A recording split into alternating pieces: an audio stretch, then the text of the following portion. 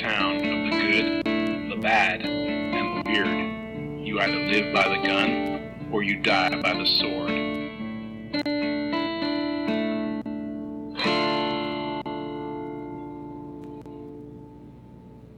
Welcome to The Good, the Bad, and the Weird. I'm Nico. And I'm Chris. And today we are continuing our annual tradition of doing a anti-Valentine's Day movie for the Valentine's Day season. True. This one, though, I think is the closest we've gotten to a proper romance. In a lot of regards, yes. I will agree that we are entering the territory of there is romance in this movie, but it also kind of isn't really romance. There is a lot of death, yeah. A handful. Yeah, enough to make it not romance. A second chance at life, some would say. Yeah. This time it's The Lobster. Yeah, 2015's The Lobster. So, for those who don't know, The Lobster is about a man whose wife leaves him, and he is sent to a hotel where he has 45 days to pick a new partner, or face being turned into an animal of his choosing, namely a lobster. An excellent choice, really. Yes. Endangered. Most people don't choose them. That's why we have so many dogs. Yeah. Yeah. This movie is incredibly creative in a way that we don't see a whole lot, where, especially for a movie that, while it is horror adjacent, I wouldn't say this is like a proper horror film. Yeah. So like this sort of creativity isn't something I normally see outside of like slashing like guts sort of horror, where like, oh, ignore all reality, yes, this person's invulnerable and can like come at you in your nightmares. That's where I'm used to seeing this level of like suspend reality and disbelief. But this movie it tries to be somewhat believable. Yeah. But it's also off the walls crazy bonkers. Like the premise and like the lack of explanation for how anything in this world really works. It's just sent to you and you're supposed to accept it. I'll get into that in just or I think I have something written about it at the end, specifically from the Japanese website for this movie. Very good. Yeah. So, The Lobster is directed by Yorgos Lanthimos, and I apologize if I have any mispronunciations. These are Greek gentlemen. Yeah, there's a lot of Greek people working on this movie. It's written by Lanthimos and Ethemis Filippo. Sure. This is their first English film. For those, and I haven't seen, surprisingly, like, normally when I see a movie I like, I try and find like what else the director's been in. Yes. These two I haven't, because they're writing partners. They are, and it's not like they have like only one or two films. Like they have like a handful. Yeah, they did Dogtooth and The Killing of the Sacred Deer, two movies that I've eyed but never actually gone down to watch. You know, and honestly, like when I was looking through their list earlier, I didn't recognize anything. Like I didn't even recognize posters. So like all brand new for me. Kind of excited to see what else they've done. Yeah, well, and so from what I know, the only other movie I know a little bit more about is Dogtooth, and the only thing I know is Dogtooth ends kind of in a similar manner to The Lobster. Okay. But The Lobster stars Colin Farrell and Rachel Weisz. Yes. Rachel Weisz, who we previously covered actually last year now.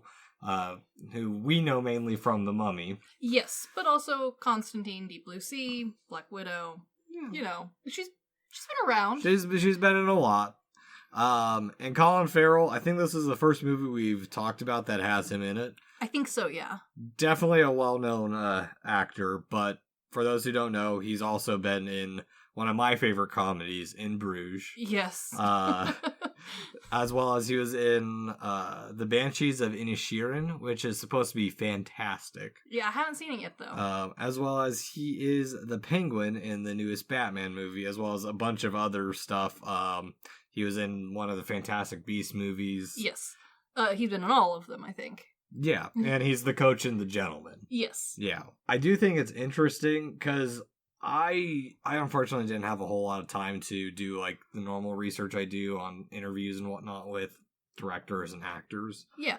But Farrell, from what I found out, Farrell took this role because he didn't understand the movie. Yes, and also he wasn't the original pick for it. Jason Clarke was supposed to be the lead, but in 2013 he's like, yeah, I'm gonna do other stuff. Yeah. And just dropped the lead. And I think Weiss was like the first. I think Weiss was their first pick, and she was never on set because this movie was filmed in chronological order. She only showed up towards the end of filming. Once they get to the woods, that's when she showed up, and that's the only time she was on set technically. Good for her, I guess. Yeah. And speaking of not having gone through my normal route of research, I was originally disappointed that there weren't a lot of special features on the DVD set.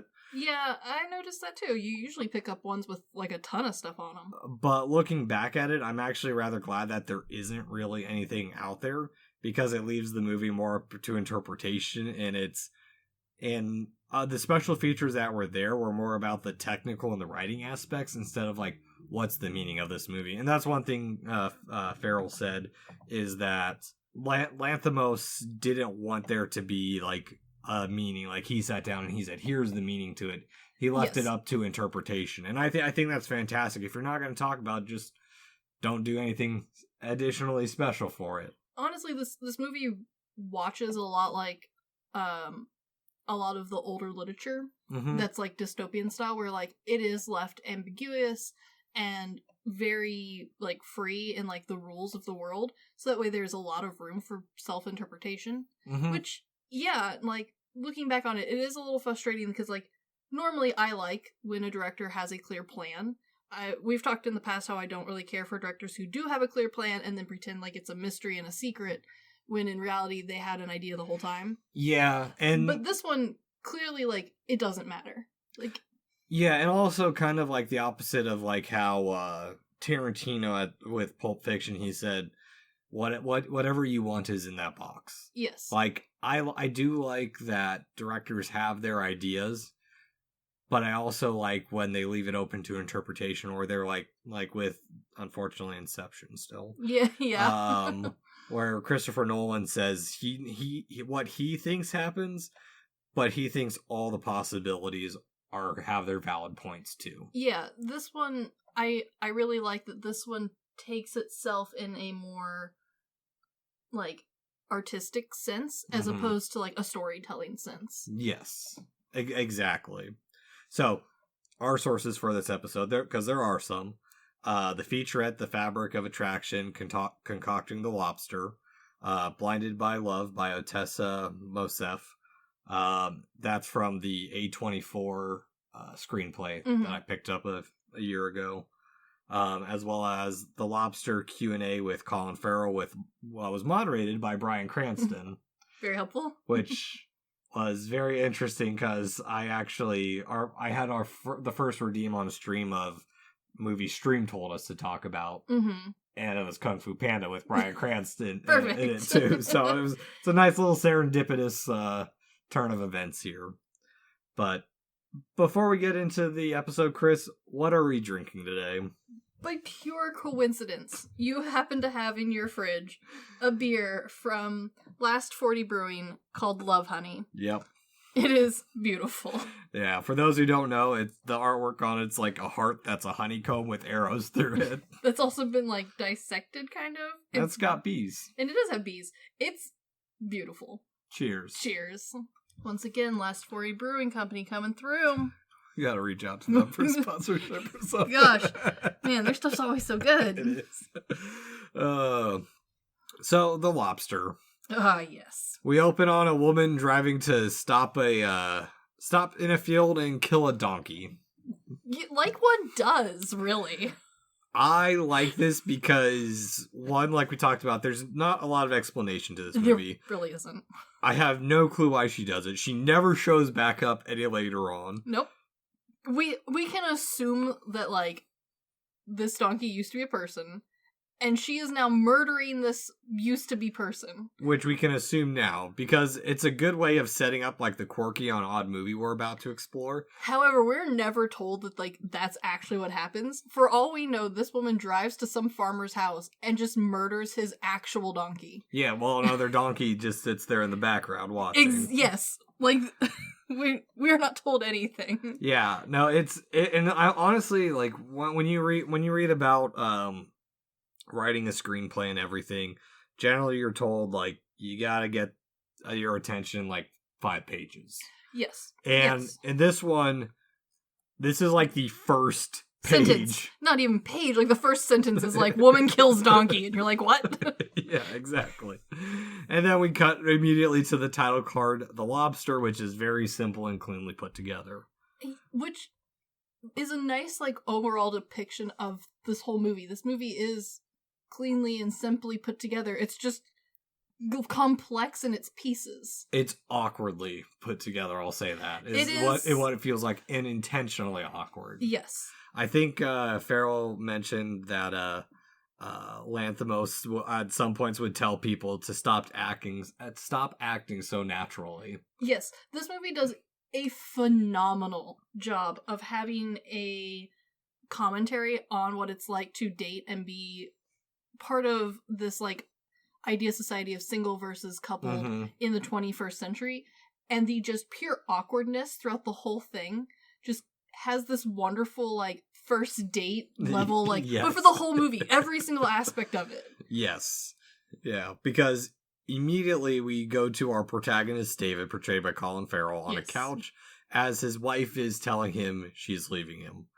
Bye. Which, in a very immediate scene, we're introduced to the very modern setting of this movie through not only the furniture, but the architecture as well. As very clean metal glass and stone or concrete of some kind. Very modernistic. Yes, angular. The whole living inside of a museum phase. Mm-hmm. Well, and on top of this, I do like that we never see his wife. Oh, I do too. As she's like the nameless, faceless, almost like self-hurting sort of prophecy. Well, and it also kind of explains the nothingness that she kind of is to him. Yeah. Because throughout the movie, it all focuses on David and him being alone, but it never talks about, like, his relationship to his wife, ever. Yeah. And it just sets it up to be this cold, uncaring world, even if you have someone you love. Everything feels slightly clinical. Mm-hmm. And also of note, I'll bring it up here in a bit, David is super focused on whether the guy that she's now with has glasses or not. Yes, and we'll get more into that in a little bit. Yes. So, David is escorted out by butlers, and we learn about him through a narration, which, like you said, this is very book-like in its telling. Yes. Kind of like how the Grand Budapest Hotel was. Yes, but in a slightly, like, in a different genre of book. Where Grand Budapest Hotel, like, fit in with it's on the front table, it's got an interesting cover, the dust jacket has more stuff on the inside, there's illustrations between the chapters. Not this one. No. This is, like, a paperback that's, like, on a twisty shelf near the checkout that, like, eventually someone tells other people about, and it suddenly is, like, really popular, and no one understands why. Like a cult classic. Exactly. Yeah. And so all this, and on top of it, so, like, all the detailing they're putting into him of, like, he chose these shoes because they looked the best. And his back pains, but they weren't so bad as they were previously. It's like, these are such mundane, boring, and dry details that really set David up to be a boring, nothing person that he is. Yes. But also, this way of, like, setting up your main character to be the driest, most boring person doesn't just set up David to be dry and boring. It sets up this whole world to be like, hey, by the way, this whole world is going to be filled with really dull people. Yes. No, exactly. And I think it works well, too, because it's kind of like the silent protagonist in, like, say, The Legend of Zelda or the early Final Fantasy games. Yeah. Where it's he's so dry and boring that you can relate to him.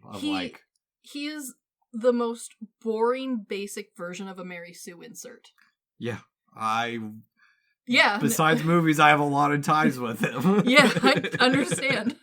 But I think that's perfect. And it's one thing of note, this is from the featurette.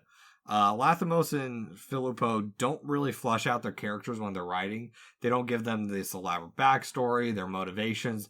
The characters just exist. And this is one of the reasons why I'm interested to see more of their work, because with The Lobster, it feels very intentional and purposeful, because yes, David is very much meant to be a blank canvas for you to insert yourself onto, but not in a way where like, oh, if it was me, I would have done it different. More in a, well, I also pick out shoes because they look nice. Yeah. Like, you also have mundane things about you. Everyone does. But, and we'll get into it more later on when we get to like who picks who and why. But like, because this is part of their writing style and not just for The Lobster, I'm so interested to see what their other work looks like. I am too. I've heard a lot about Dogtooth and the Killing of the Sacred Deer. I think the Killing of the Sacred Deer is on Criterion, but I might be wrong. And we'll find out. Maybe Dogtooth is too, but yeah, that I'm curious as well. Yeah. But from here, we cut to David checking into the hotel. I love that. Again, at no point do they flush out this world, so it leaves this huge question in your mind of, first off, it isn't like set up like, oh, welcome to the prison that we're calling a hotel. No, it's just like a hotel. Like a nice hotel. Technically. I mean... But it's also deeply implied that you're not allowed to leave. Well, and that's setting up like the duality of this world of... in kind of a way, it's reversing that stereotype that marriage is a prison. Yes. And technically in this world, marriage is a prison, but so is being single. Yes, this is a movie of two extremes, and there literally is no middle ground. No, exactly. There is a little bit of a middle ground, but it's not. Not really. Not really. They're kind of. Barely. Yeah. Barely. But there's consequences either way. Yes. Yeah. No, I'll take that. Yeah. This movie is very polar. Yes. Yeah. I do like all this quirky setup, like because everyone in this movie is just going along with everything. There's not really any questioning of it. Like the only pause we have is when she's reading him the rules, how long he has. And just, like, in processing him. There is only a brief pause when asking about his sexuality. Yes, and, like, that is the humor of this film. Is, like, an absurd question, or a normal question, then offered with an absurd response. Or an absurd explanation answered with a just very, okay, cool. Yeah, and, like, no one in this world is fazed by anything that happens around them. No. Like... He just accepts that the option is no longer available and continues on. Yep, he had one gay encounter in college. But we don't do bisexuality anymore. I'm sorry, that's not available. But it clearly is, because you have both men and women available for dating. Yeah. But, like, they don't explain it at all. She's just like, no, not an option anymore. Well, and that's another thing, too, because we don't ever see... Actually, now that I think about it, I don't think we ever see... They might even divide even further within the hotel, because I don't think we ever see, at least on David's side of things, a same-sex couple. It's always a hetero couple. Again, this movie explains so little, but also, like, acknowledges that it's not explaining diddly squat. Oh, yeah. Because, like, this line clearly, like, anticipates that, like, oh, not everyone watching is going to fall into the character's main shoes. Not everyone's going to be a guy looking to be with a girl. But at the same time, we don't care, because, like, too bad. And it's not like, oh, we don't care, like, oh, F you. We're like, no, this world makes no sense. Enjoy. Yeah, well, because, I mean, immediately from here, because we haven't even found out that you get turned into an animal 100%. No, yes. We're told that through the dog that David has with him, who is his brother who came through last year and didn't make it. Which is I love that it's not even set up like, oh, this is a human in dog form. Because a lot of movies do a pretty good job of like, oh, it's secretly his brother, and you can kind of, like, even from the beginning, you can kind of guess. No, this is straight up a dog. And it's like a mildly, like, well-behaved dog. It's not even like a, wow, what a amazing dog. It's just like a dog. Fully grown dog, too. Oh, yeah, it's just like a dog. Which, this is if I remember right, the only other character that really gets a first name. I think some of the characters do say their names, but in their credits, they're credited, and that's how I'm going to refer to the characters. Yes. Is by their credited name. And honestly, when listening to people interview about this, or, like, write or speak about it, most people, other than David's character, no one uses anyone's names. They all call them by, like, a feature they have, like Glasses Girl. Yes. And this character is Bob the dog. Yes. Yeah. Also known as the dog. Yes. Which also, so the other interesting thing about this scene, too, is the centering of David on the screen, I think. Yes. Because there's a lot happening off screen. And I feel that's a commonality between the rest of this movie, is there's a lot that happens off screen. And, like, in the background. Yeah, exactly. And it's never really... No, there's, like, because they've now presented this possibility of, like, if you don't find someone to be in love with, you get turned into an animal of your choice. There's then, from this point forward, especially in, like, scenes where you look out the window of the hotel, there's just, like, random-ass animals everywhere. Yeah. Like, and it's not even like, oh, like, there is a lot of dogs in the background, but, like, there's, like, a whole-ass donkey. And, like, there's a cow, I think. There's a lot of, there's like camels, there's flamingos, there's cats. Yeah, just existing in the background of like half the shots. Yeah. And like no one is addressing this wild animal back here. Because, and that's what's great about this movie, is this world exists within itself. That's where it has like this surreal nature of... Yes. And we again, question it as an audience looking in, but this world itself exists within its own vacuum. Yes, and like to the point where like they don't even explain if these animals realize that they used to be people. Yeah. They're just like, yeah, you get turned in and you get a second chance at love, which does not explain anything. You could get a second chance. But like, it's not like they then send you off to like find another dog friend. You just live as a dog. Yeah. With your brother. With your and brother. His wife. Who doesn't love him. Like, and leaves. Yeah. There's a lot to that, too. Then, like, someone chose to be a flamingo in the background. What? Where are they living? Not someone's house. Yeah. In the yard. They're living outside in the grass. Yeah, they gotta be careful, though. What's the flamingo eating? Shrimp. Out of the grass? Out of the Scottish grass? Yeah. Oh, no, sorry, Irish. This whole movie was filmed in Ireland. Yes. I'm sure there's shrimp in Ireland. I doubt there's flamingos living outside of a zoo in Ireland. Yeah, probably. Feels a little chilly for a flamingo. Yeah, the world exists. And like, again, no explanation given. But we are explained the 45-day time limit. Only solo activities until they find a potential partner. I will say we get a quick shot of the hotel from the outside. It actually looks kind of nice. It is nice. It's a real hotel. Yeah, no, so Farrell brought up the fact that he stayed at this hotel through the entire shoot. Good for him. And it was active, so like... They had to like shoot around customers. Well, no, he'd have to, like, he was talking more of the fact, like, that he'd go down to the bar after work, and there'd be everyone who else was in the movie, so, like, you never really left this world. Yeah, and it's such a good-looking hotel. Yes.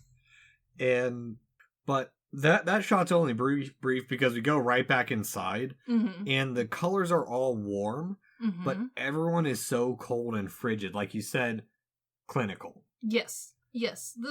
This very much feels like a hospital that has like the wrong color bulbs in. Instead of having the white blue light, they like somehow accidentally ordered the wrong lights, and now they've got the yellow lights in there. I'll get into that in just a minute. So we do get a lot more of the no rules and whatnot. Yes. But this is where I like how the Japanese website put this movie. Okay. Don't ask the key to enjoying this, or sorry, don't ask this is the key to enjoying this, in quotation marks, comedy. Yeah, that's correct. Which it's stiff, but it works. I mean, that really is like the whole thing to understanding and enjoying this movie is just accept it for what it is and move on. Yeah, you really have to. Otherwise, you're going to be stuck like I was. Yep. And so from here, we cut to a room where there's more narration about David's thoughts and his solitude. David's boring, man. He is very boring. David is the driest piece of white bread. And I think this part's interesting because the choice is to have a female narrator. Yes. Instead of like David saying his own thoughts. Which is what makes it feel more book-like, in my opinion, than, like, say, the Grand Budapest Hotel. I agree, but I also get the vague, like, when watching, you get almost the vague impression that maybe David's, like, inner voice is a female voice. But David is such a dry, white, boring person in a dry, white, boring world that makes no sense, that, like, he didn't think to observe that. He's just like, yeah, you know, my thoughts are monologued by this lady. Yeah. Yeah, it's kind of like Stranger Than Fiction. Yes. Yeah, where it's a narrator explaining everything that's happening. Yes. But I wanted to hold off until we got to this part. Okay. The colors of this room are cold. Yes. And whenever David's alone, it's always cold. Yes. And it's because it's noted that they used very little fake lighting, so almost all the lighting is natural. Okay. So that's why that makes sense. The light bulbs, even if you do get the bright whites, it's still got a tinge of yellow to it. Yes. And that's why like the room itself is cold because it's only natural lighting and it's Ireland. Yeah, makes sense. And on top of that, like we talked about the stiffness, like all his clothing is pretty standard and boring. Oh my god. David's wardrobe is... It's not his wardrobe, it's the hotel's wardrobe. You have to have a uniform to signify that you're on the prowl or you're one of the candidates. Yes. Yeah, the outfit choices are fine. Like, they're not winning any awards as far as, like, wow, fashion sense, but also, like, they're not making a statement of it. Like, normally, if I was thinking, like, especially since this movie is trying very hard to be a commentary on the dating life in the 21st century, I think a lot of people put a lot of effort into their first date outfit. You wear something that makes you look good, maybe has some personality or characteristics to it. Like, if you have a favorite band t-shirt, you might try and put that in there. Favorite hat that's got something on it. Like, people try and put a little bit of personality and effort into their first outfit, right? This outfit looks like he just rolled out of Sunday school. Yeah, pretty much. Like, it's got no character. Well, and it's also kind of like that conformity where it's like, if everyone's wearing a uniform, there's no individuality, which also focuses people to focus on what makes them different. Yeah, exactly. The things they cannot choose. To a point. To a point. But part of the reason I bring all this up is I like this constant building of the quirkiness of the movie that allows you as an audience to slip into it. Yes. Instead of like being just dropped into it like if they gave you all the rules from the get-go. Yes. This would have been a much more difficult movie to get into. Honestly, part of the reason why you can get into it is because they very slowly increase the insanity level. Yes. Like, it goes from, hey, everyone in this world has a buddy system, essentially, to, but you are required to have the buddy system. Yep. To, you have to stay in this place to find a buddy. To, now there is a uniform to find a buddy. Mm-hmm. But it's okay, because the uniform's not that bad. No, not that bad. It's not that bad. And eventually we will get to, wow, we just allow that now, huh? Yep. Like, it's a little bit like a cult. No. Where, like, it, like, lures you in, where it's like, oh, well, it would be nice for everyone to have someone. Yeah. Well, and that's the that's the whole dystopic point of this movie is, like, it never fully dives into it, but that's what I like about it, is that it's kind of on, like, the fringe. of the dystopia, and it's not fully within the dystopia. I would argue that somewhere else in this world is a story that, like, would read as a full dystopia, but because this whole movie is told through David's perspective, and David doesn't question it, and, like, just kind of accepts that this is how the world is, the audience doesn't read it as, like, wow, this place is the worst. Yep. It just kind of sucks. Yeah, pretty much. Yeah, like, we haven't reached the point of, wow, I should call my parents to pick me up from the cult yet. Well, they can't, because we also learned that they're given a trank gun, and that we get hinted at, or we're given, like, the weird introduction to the trank gun and the loners. We're not fully given the information. It's implied, and, like, again, you're being eased into the cult to drink the Kool-Aid or Flavor Aid. Thank you.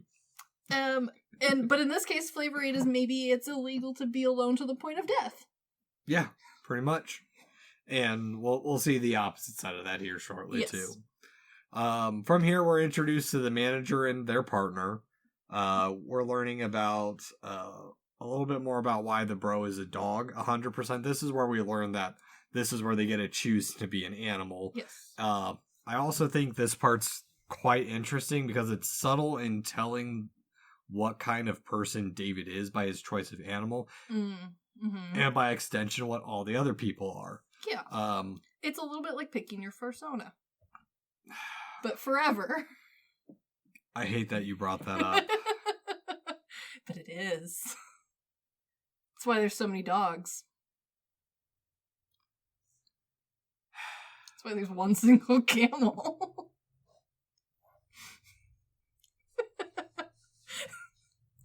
I'm gonna let a lot of that silence remain in the recording because how disappointed you are that I have now made this movie about furries. Oh, yeah, quite a bit. You're welcome. David has to be the only lobster fursona on the planet. I'm sure some people wanted to be the lobsters from the Amanda show. Yeah, okay. But, yeah. Yeah, but I think David was thinking, like, straight up Red Lobster style lobster. Yeah. But what's important about the lobster is they're hard-shelled. Yeah. Solitary. Uh-huh. And here's the point, and these are the points that I pulled in from it. Mm-hmm. But, they don't need anyone else. But this is how David puts it. They're long-living and they're fertile their entire life. He's not wrong. Yes. He's not wrong. He has that kind of, like, it's the embodiment of, like, that male fear of not being able to carry on a legacy or yes. losing your ability to do your thing. Yeah. He doesn't want to end up on one of those commercials. Yes. I also appreciate that David picks a creature that it's not a creature that is so clearly like, oh wow, you picked something that almost like is almost plant-like. Like, he didn't pick something like a clam. Yeah. But he did pick something that is so close to being a bug. It is evolutionary, like, one step to the left of being a bug. Okay, lobsters are incredibly closely related to cockroaches. They are just water insects. I thought those were lice, the sea lice. Those are also insects. Okay. Also in the same realm of being just one step away from being a cockroach. Maybe it looks wise. Maybe. But also, lobster, cockroach, is about the same. Which... I will... actually, on point. Mm-hmm. At my brother's rehearsal dinner last week, I had lobster for the first time. They are delicious. I will gladly say I will eat lobster over cockroach. I agree with you wholeheartedly as someone who has had both. Okay. They came in a little box covered in chocolate. You had to try one. No. It was part of the dare. Welcome to Midwest birthdays where Survivor was like a theme for birthdays for rich fancy kids. I had one rich fancy friend. And so we had a Survivor themed birthday party. And me, being the good, sweet raccoon child I am, wasn't gonna lose that contest, goddammit. But they're covered in chocolate, something you like. I do like chocolate, yes. And chocolate does not cover up cockroach very well. It does cover up ant. It did not cover up cockroach very well. Fascinating. You're welcome. But my point through all of that was, he picked an animal that essentially has no readily discernible personality. Yeah. Like, with dogs, it's very easy to read personality traits. Like, it's easy to tell happy, sad. You could argue the same thing with, like, you could learn camel. Even flamingo, it's fairly easy. Lobsters is very difficult to tell if the lobster is happy. They just exist. They just kind of, like, don't get me wrong, I'm sure somewhere out there someone's like, no, I have a pet lobster and I can tell very clearly if the lobster's happy. But, like, the average, not even the average, the majority of people who even remotely work with lobsters could not probably tell you how happy the lobster is. It just exists. Emotionless, swimming around. True. Like, he picked something that is the embodiment of himself in such a horrible way. But it's interesting, too, because it has a nice ring to it for our movie, Oh, too. no, it's incredibly poetic, but I think that's why it works. Yeah, because, I mean, he could have chosen a barnacle, which, fun fact I learned, are actually crustaceans. They are crustaceans. Yeah, they aren't related to the bivalves. This is true. It's interesting. I wonder how that would affect seashell allergies. I don't know. We do know that Gary Faulkner from Army of One was willing to try them. This is true. Yeah. This is true. But I do like that they put that back to the movie. We've been on a side tangent about... But I feel like that is the whole point of him being like, I want to be a lobster, is for the whole audience to be like, why? Well... And even then, his explanation is still I feel like I could have figured something better for you. But it's not poetic. Like, anything else you come up with will not have the same level of storytelling. No. And, like, thought. Like, it's not even necessarily, like, thought from him, but thought the audience has to put forth to deal with lobster. True. But I also like that they bring up that endangered animals are a rarity, which means the lobsters are endangered, which probably a good chunk of the rest of the animals are endangered. It does bring about the question for the audience to wonder if all animals on this planet are once humans, or if there are just normal animals and we've just fucked it up somehow. Like, how did we get here? I bet we ate them all. I mean, that does track. Yeah. That would be very accurate for lobsters. Yeah. They're delicious. But they do mention that that's the reason we have all the dogs, is people are choosing common animals that other people like. I mean, like, and he's picked something that honestly, like, other than eating, most people would not choose to have hanging around them. Yep. And to continue the indoctrination of this whole ordeal, yes, David has one of his hands handcuffed behind his back, as he is told, or they're trying to teach him the importance of having two. Which, in a real awkward, but in a Jurassic Park moment of foreshadowing that life finds a way, and you don't necessarily need to, David is able to take off his pants. Yes.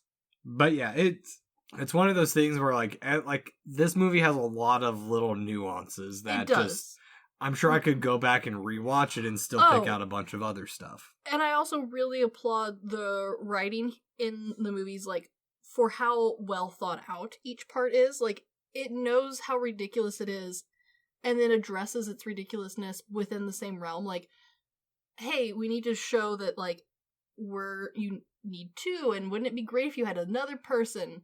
But even the writers are like, lots of people live with one hand. Yep. You can still take off your own pants. It's okay. What do they do if someone only has one hand, though? You find someone else with another one hand. Oh, true. True. That's the whole point of the exercise. Well, I mean, like, how do they teach that person, like, with one hand? Do they just already handcuff their one hand back? I don't know. There's a lot if they just don't tell you, but the writers also clearly have thought. The writers are very smart about all of the situations and what ifs that other people are thinking of. and they choose to address some of them in a witty way. And then others, they're like, I don't know, you figure it out. Yeah, exactly. Because from here we go to the breakfast of the loner tables, which is another nice little touch, is all the loners are facing the couples tables. You have to watch these happy people eat together. Yes. And we get more narration of the characters of the nosebleed girl, the limping man, the man with a lisp, and the woman that David would soon find out had no heart at all. I love that everyone here has something, which is part of the whole story, which we'll get into in a second. Yeah. But, like, from the, like, stance we had earlier of, like, David is a piece of freaking white bread and the only distinguishing feature is that he wears glasses. That is true for everyone else who's single at the moment. Yeah. Like, all of them, at the moment, are just pieces of white bread, and the only real difference is that one has a nosebleed, that one has a lisp. That one has no heart. We'll get to her in a minute, because honestly I think she's the most interesting. The embodiment of the Grinch. Yes. Only there's no Christmas yet. And there's probably I don't know. Probably. There's probably Christmas in this world. Nothing exists in this world outside of what we see. Yes, and it's glorious. Yes. But we are introduced that David finds some new friends with the lisping man portrayed by John C. Reilly. Yes. Which I think that was like the first role I really saw him in outside of like a Will Ferrell comedy. I had seen Boogie Nights. Okay. Ages ago. And he's one of those people where, like, I know his face. Like, I have seen him guest star in enough stuff. Mm-hmm. Or, like, be interviewed in enough stuff where I'm like, I know that man is famous. But I am not, like, a follower of his. Like, I don't actively watch movies for him. I think the only one that I have watched repeatedly is Chicago. And I regularly forget he's in it. I still haven't seen Chicago. It's not your taste, but it's closer. It's higher up on the list of ones that you would like, mostly because all of them murder someone. Is it? Oh, we'll get into my taste in musicals later this year. Yes, it has very catchy music. An interesting take on the whole justice system, really. I actually watched a musical this week. I'm so proud of you. Didn't know it was a musical. That's the way to do it. Surprise musicals every time. Tokyo Dragon Chef. It's about... Does not sound like a musical.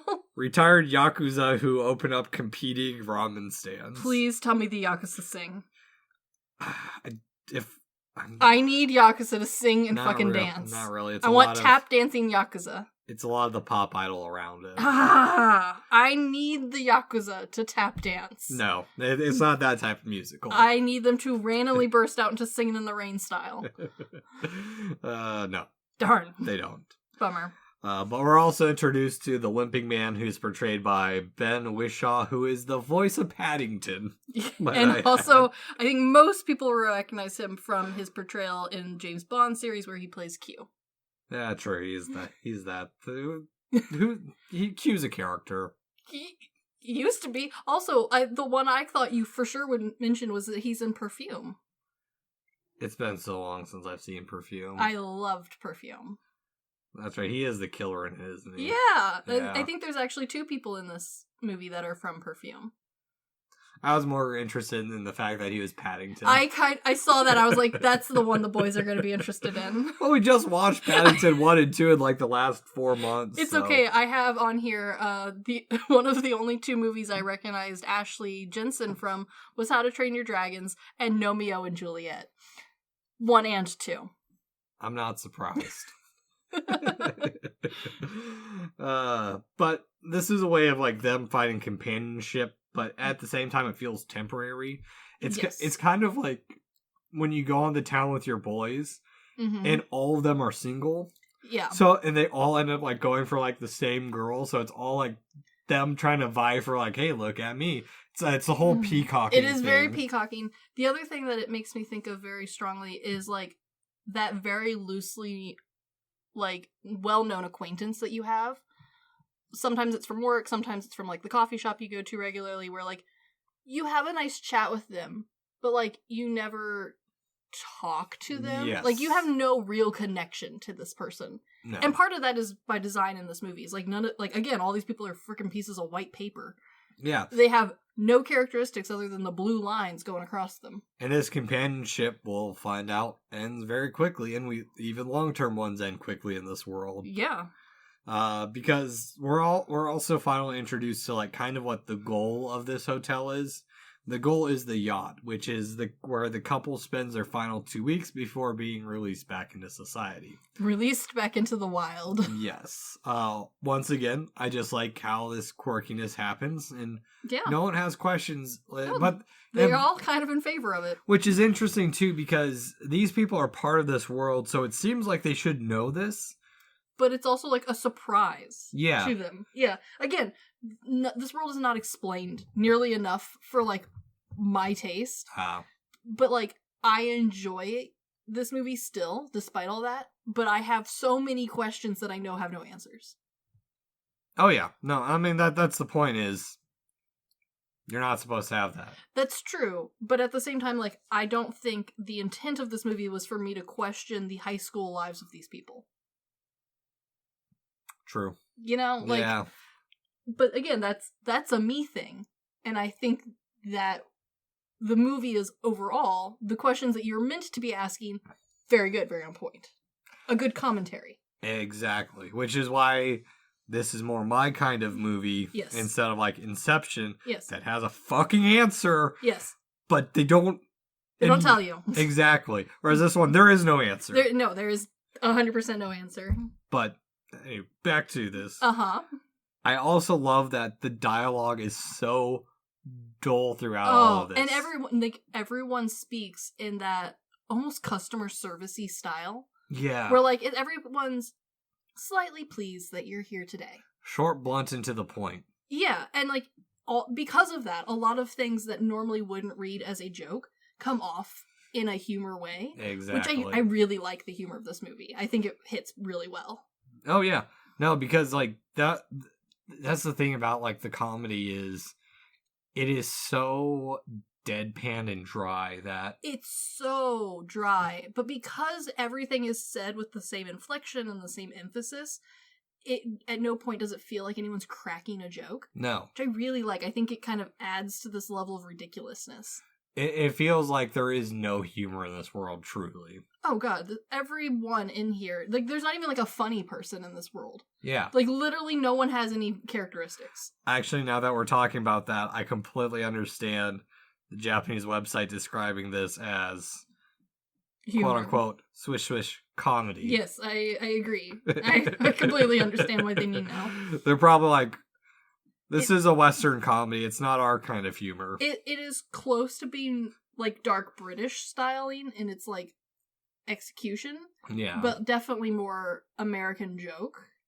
Where like it takes it a little bit too far sometimes, but like no one cares in this movie. Like no one has a reaction to anything. No, not at all. Then speaking of no reaction, and then in the morning we're introduced to the single people, and we learn that everybody is bonded in this world basically by a singular feature.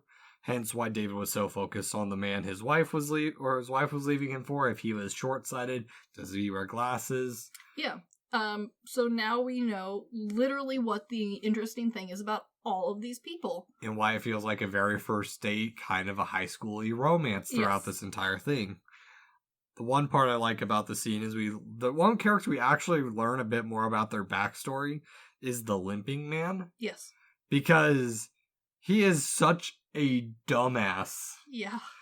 And the fact that... Compared to all these other dumbasses, yeah. Well, and also he brings up that a lot of people seem to have someone in their lives that they know that got turned into an animal because of this. Yeah. His mom got turned into a lion. Oh, that's a choice. Or no, wolf. That's okay. That's right. Yeah. She got turned into a wolf. And he went to see her in the zoo every day.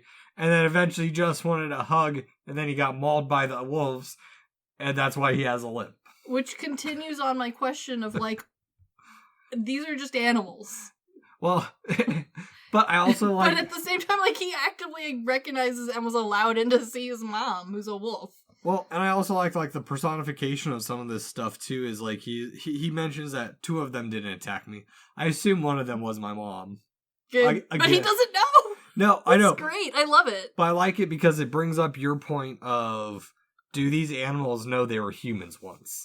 Yes, and like throughout the movie, you will go back and forth in between thinking that they might have, but they are now very animal, to no, these are literally just animals. Yeah. And either way, the rest of the world makes no sense, but it doesn't matter. Yeah. Because it's less of like oh, look at the animals and figure them out, and more of like this is a random threat. You don't want to be an animal. Ooh. But you do get to pick, so it's not like that bad. True. Well, I wonder if this world has like flies and insects and stuff. If nobody, like, again, that brings up the question: if all animals once were people, there's got to be like a single fly in the entire world. That'd be the worst. That'd be one of the worst existences because you live for like 2 weeks. 2 weeks. Yeah. Yeah, it's like 2 weeks. Yeah. Something really. But at the same time, you only got 2 weeks to get through. True. That deadline, don't have to worry about it. Figuring out love, don't have to worry about it. You got 2 weeks. Go fly around. Have fun. Go find food. Try not to get eaten by another person who's now a bird. Find someone who's trying to sleep. Bother them. Yeah. Have a good time. But now it's time for the dance, where we have a lot of warmer colors for the couple events. And all of the couple events feel like something that like my grandmother would have suggested as like a first date. It feels very much in line with 7 Brides for 7 Brothers. Yes. Of like, let's all go to the town dance, guys. Again, it feels like something super outdated. Yeah. Like. Well, and also it not only outdated, but it feels juvenile because it feels very much like a high school dance. Yes, because like I have been to like actual dances where like everyone there was there by choice because they liked to dance, not because it was like the social event. Yeah. And, like, they're good fun. But again, everyone either was actively learning how to dance or liked to dance. And that's not what this looks like. This looks very much like a high school dance. Like you said, like, no one's enjoying the dancing aspect of this. Well, none of them are enjoying it, but it's also important because we're starting to learn about some of the characters outside of David. Yes. This is where we're really introduced to Nosebleed Girl. You know, fascinating woman. Her nose bleeds every now and then. That's her trait. That's her party trick. Yep. But also, this is one of those movies where you've known for years that I hate slow-mo. Yes. This is one of the few movies where I appreciate the slow motion. I agree, and part of it is because it adds a level of cringiness to this whole scene that it would be hard to capture without. Oh, yeah. Because it's like a forced intimacy with people who have nothing in common. Uh-huh. And, like, no one is out here being like, well, I enjoy crocheting. Oh, my favorite music is country. No one has said anything about themselves other than, like, things you can deduce by yourself. Yeah, and a lot of it is, like, physical features and stuff too. Yeah, there's very little like mental or spiritual conversation going on. Yeah, the only person I'd say is the Heartless Woman because which is why she's my favorite. Yeah. Other interesting thing that I picked up on is that clearly David and the Lisping Man, granted the Lisping Man seems quite a bit younger than David's character. Yeah. They're clearly going for the younger woman right off the bat. Mm-hmm. Yeah, like despite there being a very clear to the audience, like, how you were supposed to pair up sort of thing, this world and the characters treated as like I guess I will date random people, as opposed to being like, well, better find someone else wearing glasses. Better find someone else with a limp. Like, they don't treat it that way at all, despite actively knowing that. Yeah. It's very strange, but at the same time, like, again, because the whole thing is filmed in this awkward manner, you're like, yeah, you know, why not? Act less natural. Yeah. And it works. But speaking of awkwardness, we go right from the dance to the hunt. Oh yeah, no, it's surprise. welcome. Yeah, where we have the frantic dash to keep on living on both sides. Yes. Again, I like the slow motion because it really helps you see the action for the frantic nature that it wouldn't that you would expect it to be. Yes. And more of like, I guess, an action movie. But this is where we start getting the first appearance of wild animals in the forest. There's a cat amongst the hunt. Surprise. And I like that. Again, I like that they're letting you dip your toes in and to the lore of this world, and then just immediately removing it. Yeah, there's a kitty. People like kitties. That's normal in a forest, right? Yeah, it is. Yeah, I mean, yeah. But like, it's just a weird like little thing. Which we get the heartless woman portrayed by Angelique Papula, who seems to really be enjoying this. Yes. As far as from an acting standpoint, she's, I think, French or Italian? Give me a sec. I think she's Greek. Maybe Greek. Yeah, she's from Athens, Greece.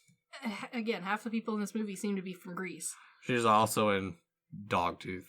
But unfortunately, I haven't seen any of her other works. No. Which is kind of too bad because, like, I really liked her character in this. Well, she's by far my favorite character in this movie. At some point, we're going to have to do Dogtooth, I guess, I now. think so. I think this is the sign.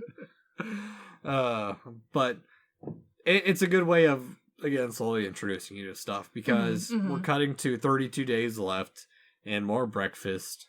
It's a lot of the same. Yeah. I mean, it's a lot of the day-to-day, and you're trying to find someone and stand out in this monotonous routine. Yes. I mean, we get a handful of but this scene's important too, because the skits that were shown are very much like propaganda of like, woman walks alone, she gets raped. Yes. Woman walks with man, okay, she's safe. Man dines alone, he chokes to death. Man dines with woman, he is safe. Saved, exactly. Yeah, like it is the least creative like threats. Like, there is no, like, emphasis on, with a partner, you will be happier. It's more like, no, you need a partner, otherwise you will die.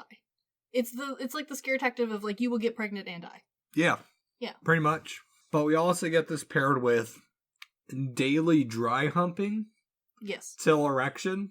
There's, like, required stimuli. Yeah, which is cold and clinical. Yes. And I love that David calls her a monster. Yeah.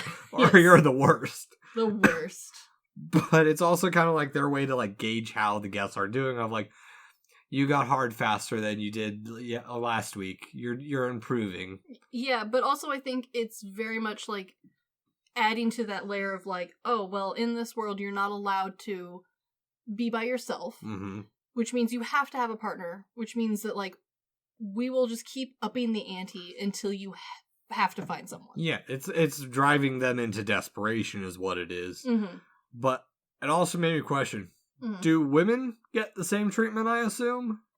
They do not explain, but I assume so, because, like, they kind of make it sound like it's mandatory. Yeah. I have no... Again, they don't explain any of this. No, it's just another thing that happens, which... Yeah, you just accept. Move on. Also, to bring up your point of if animals remember, I kind of hope they don't. Yeah, same, because the dog is just in the room. Yeah, watching. Hi, brother. Sup, bro? If I could give you a thumbs up, I would, man. High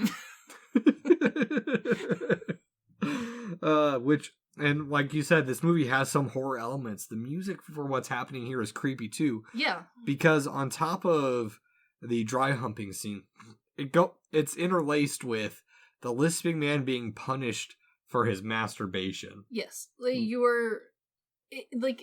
it is horror in like the same way that like old-timey dystopian books are horror. Where like usually there's not like direct death or murder or gore. Yeah. It's more like, oh, the government watches me everywhere in my room except behind the curtain. Well, I'm guessing they're watching behind the curtain I think in this one they are, yes. Yeah. But like it's that level of like, oh, it's horror because I am looking in on this world. But to these people, they don't feel like it's horror. Yeah, no, they just accept it. Which, Yeah. what we might add that the lisping man, I do like this little bit of comedy. Yeah. Where she's like, what were you what were you jerking it to? A naked woman on a horse. Well, you should have been thinking about the horse more so. Ah, rude. But also, it almost feels like they're trying to brand him a bit too, in the way like they stick his hand in a toaster. Yes, and it also feels like very rudimentary, like, you are bad, and so we're going to punish you. But we're going to punish you like the mafia would punish you. Yeah, instead of a scarlet letter, you get a red hand. You get a toaster hand. Yeah. Which makes me think of the whole thing of like, if you do it too much, your hands will get hairy. Yeah, your eyeballs are going to go blind. They have yet to prove that. Yes. But it's also important because it's pairing, to quote, no, it's not quoting anything. I was just thinking of the Sum 41 song, Pain for Pleasure. Yes, I see what you mean. But it's a way of pairing pleasure with the consequences of not doing it the way they want you to. Yes, it is a very direct consequence. And it's more so setting up this, instead of being a prison, this hotel is hell. They're setting you up for failure. This whole world is hell. They're rushing you into things. Like, yeah. It just feels like one of those old, like... It feels like a Twilight episode. Yeah, to a point. Yeah, I'd say so. But it also feels like one of those, like, public safety videos of, like... Oh, yeah. Yeah, Boys Beware or some shit like that. Reefer Madness. Yep. Yeah. Where it's very propaganda-y. Yeah, yeah. Because from here, speaking of the absurdity, we learn a little bit about the transformation process of them skinning you, removing, like, your nerves and the bits you don't need. And just David's like, that makes total sense. Yeah, like, David just accepts that that's how science works. This world has no science. This world has no science. None. No logic. And the characters are just like, yeah, instead of, like, putting you in a machine and be like, beep, boop, boop, boop, now you're an animal. It's like, oh, well, we skin you and squish you down into the shape of a dog, and then you're a dog. And then we throw away the stuff we don't need. Or no, the stuff you don't need gets donated. Yeah. There's a lot of stuff that animals have that we don't. And at no point are they like, and then we add in the extra large liver that you need to be a wolf. They're just like, yeah, and then we squish you down and stick you in there. Kind of meat suit you up. If I didn't know what happens later on, yes, I would assume that what this is if you're not a useful member of society, they just donate your organs to somewhere else and get an animal from a different part of the world. It just looks like there's like a zoo of animals and they're like, that one's now named Martha. Yeah, pretty much, because it seems people forget about the animals unless it's like a dog or a direct loved one. Yes. You can just take another wolf and be like, they wanted to be a wolf. Here is a wolf. It's kind of like when you quote-unquote adopt an animal and it's like, I adopted one of the 5 whales left in the ocean. Me and 20 other people. Yeah, you and 20 other people all adopted the one same whale. That star up there is named after you, Siegfried. Yes. Or, I don't know. And like 8 other people. Yeah, exactly. Yeah. You don't know. You don't, and there's no way for you to prove it.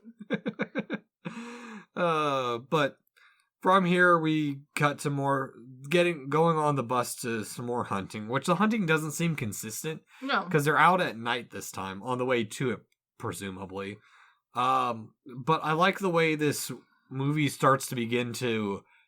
We've been set up the world. We have all the moving pieces we need. The key word there is that we need. For now. Enough. But we're starting to get introduced to the desperation of everything. Yes, the timer has been ticking long enough. Yes, and the willingness to do anything to get it. Mm-hmm. And this is done through the woman from room 104 who is bartering. Yes. And she very quickly goes from companionship gift for the dog. And then she's offering sex. She's like, let's go, let's hurry up. I'm done being here. She's like, hey, this will be mutually beneficial. We'll be a couple. I won't be turned into an animal. I'll let you stick it up my bum. This movie has a weird fascination of sticking it up the bum the whole time. That is true. I do feel like out of everyone, she seems to have figured out the system and is kind of frustrated that no one else seems to wants to game the system with her. Yes, and I have something connected in my mind. Mm-hmm. So the maid's grinding, very impersonal. It's from behind again. Yes, focusing on the butts. I wonder if it's a Tarantino thing. You never know. Not really, but I'm also thinking maybe it's something a little subconscious with the rest of this movie. Is that method you can't get pregnant, and it's kind of subconsciously these people don't want to introduce another child into this world, kind of thing. Maybe. Again, never explained. This movie's full of theories. It's just me making conjectures and realizing how much butt stuff is in this movie. There is a lot of butt stuff. I will say, though, the butt stuff is often phrased and timed in a comedic way, making me think that maybe just these writers find butt stuff humorous. I don't know. Hard to say. Exactly. But the real comedy of this scene comes not from this lady explaining her desperation. Mm-hmm. It comes from the narrator coming back in and re-explaining half of this tantrum or this. Just being in the way, really. Yeah, really taunting. Yeah. Actually interjecting in a way a lover would. Yeah. Which ties in much later. Yes. From here, we go to shooting practice, where the limping man is bound and determined, and the lisping man is that one friend who's trying to keep the bros together forever. Yeah, he definitely seems to have an envision that they've all bonded a lot more than they have. Yeah, it's quite telling in the fact that he wants them all to be parrots together. Yes. And, kind of a group. That one meme or that one video from a while ago where you've got, the pink parrots on this side and the green parrots on this side having a gang war. Yes. But the bros don't last till the end. No. No one's surprised. The limping man is already giving him shit of you have a lisp. You'd have a lisp as a parrot. Can you think of how awful that would be? Parrots don't have soft palates or lips. In this world, they might. They physically can't. If they're crafted from human parts. Again, there's atrociously little science in this world. Exactly. So then why can't a parrot have a lisp? So the parrot wouldn't have an actual lisp. The parrot would copy the lisp of someone else. But the parrot itself would not have a lisp because it does not have teeth, tongue, palate, lip problem. It has tongue and beak and a very, very flexible voice box. Beak are like teeth. You could just put a skin membrane. It's really not like teeth. It's someone whose brother has owned a bird. I can confirm, beak does not equal teeth. We're kind of like teeth. It's really not.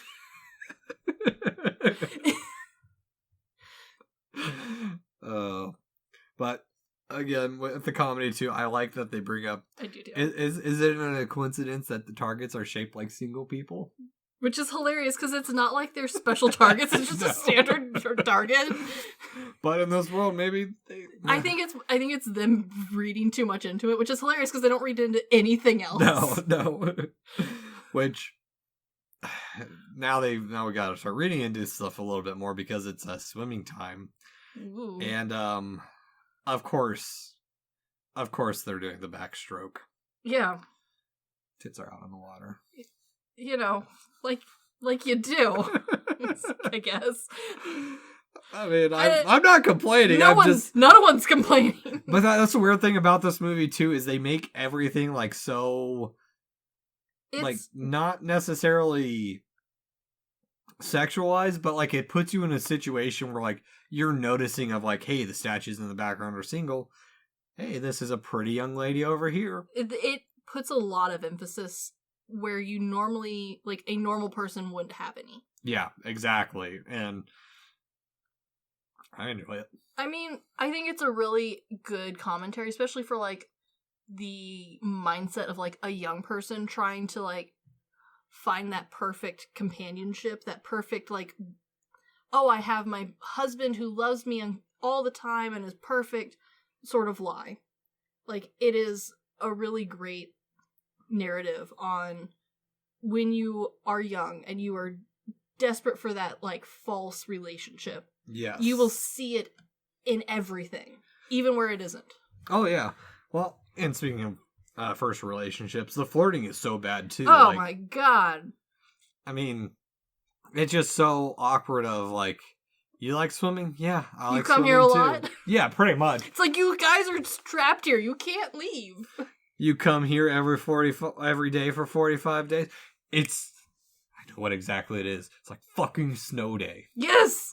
Yeah. Yes! Yes. It's high school level flirting. She can't go a day without swimming. Or without diving. Well, in this case, swimming, but... Yes, no, it is high school level flirting.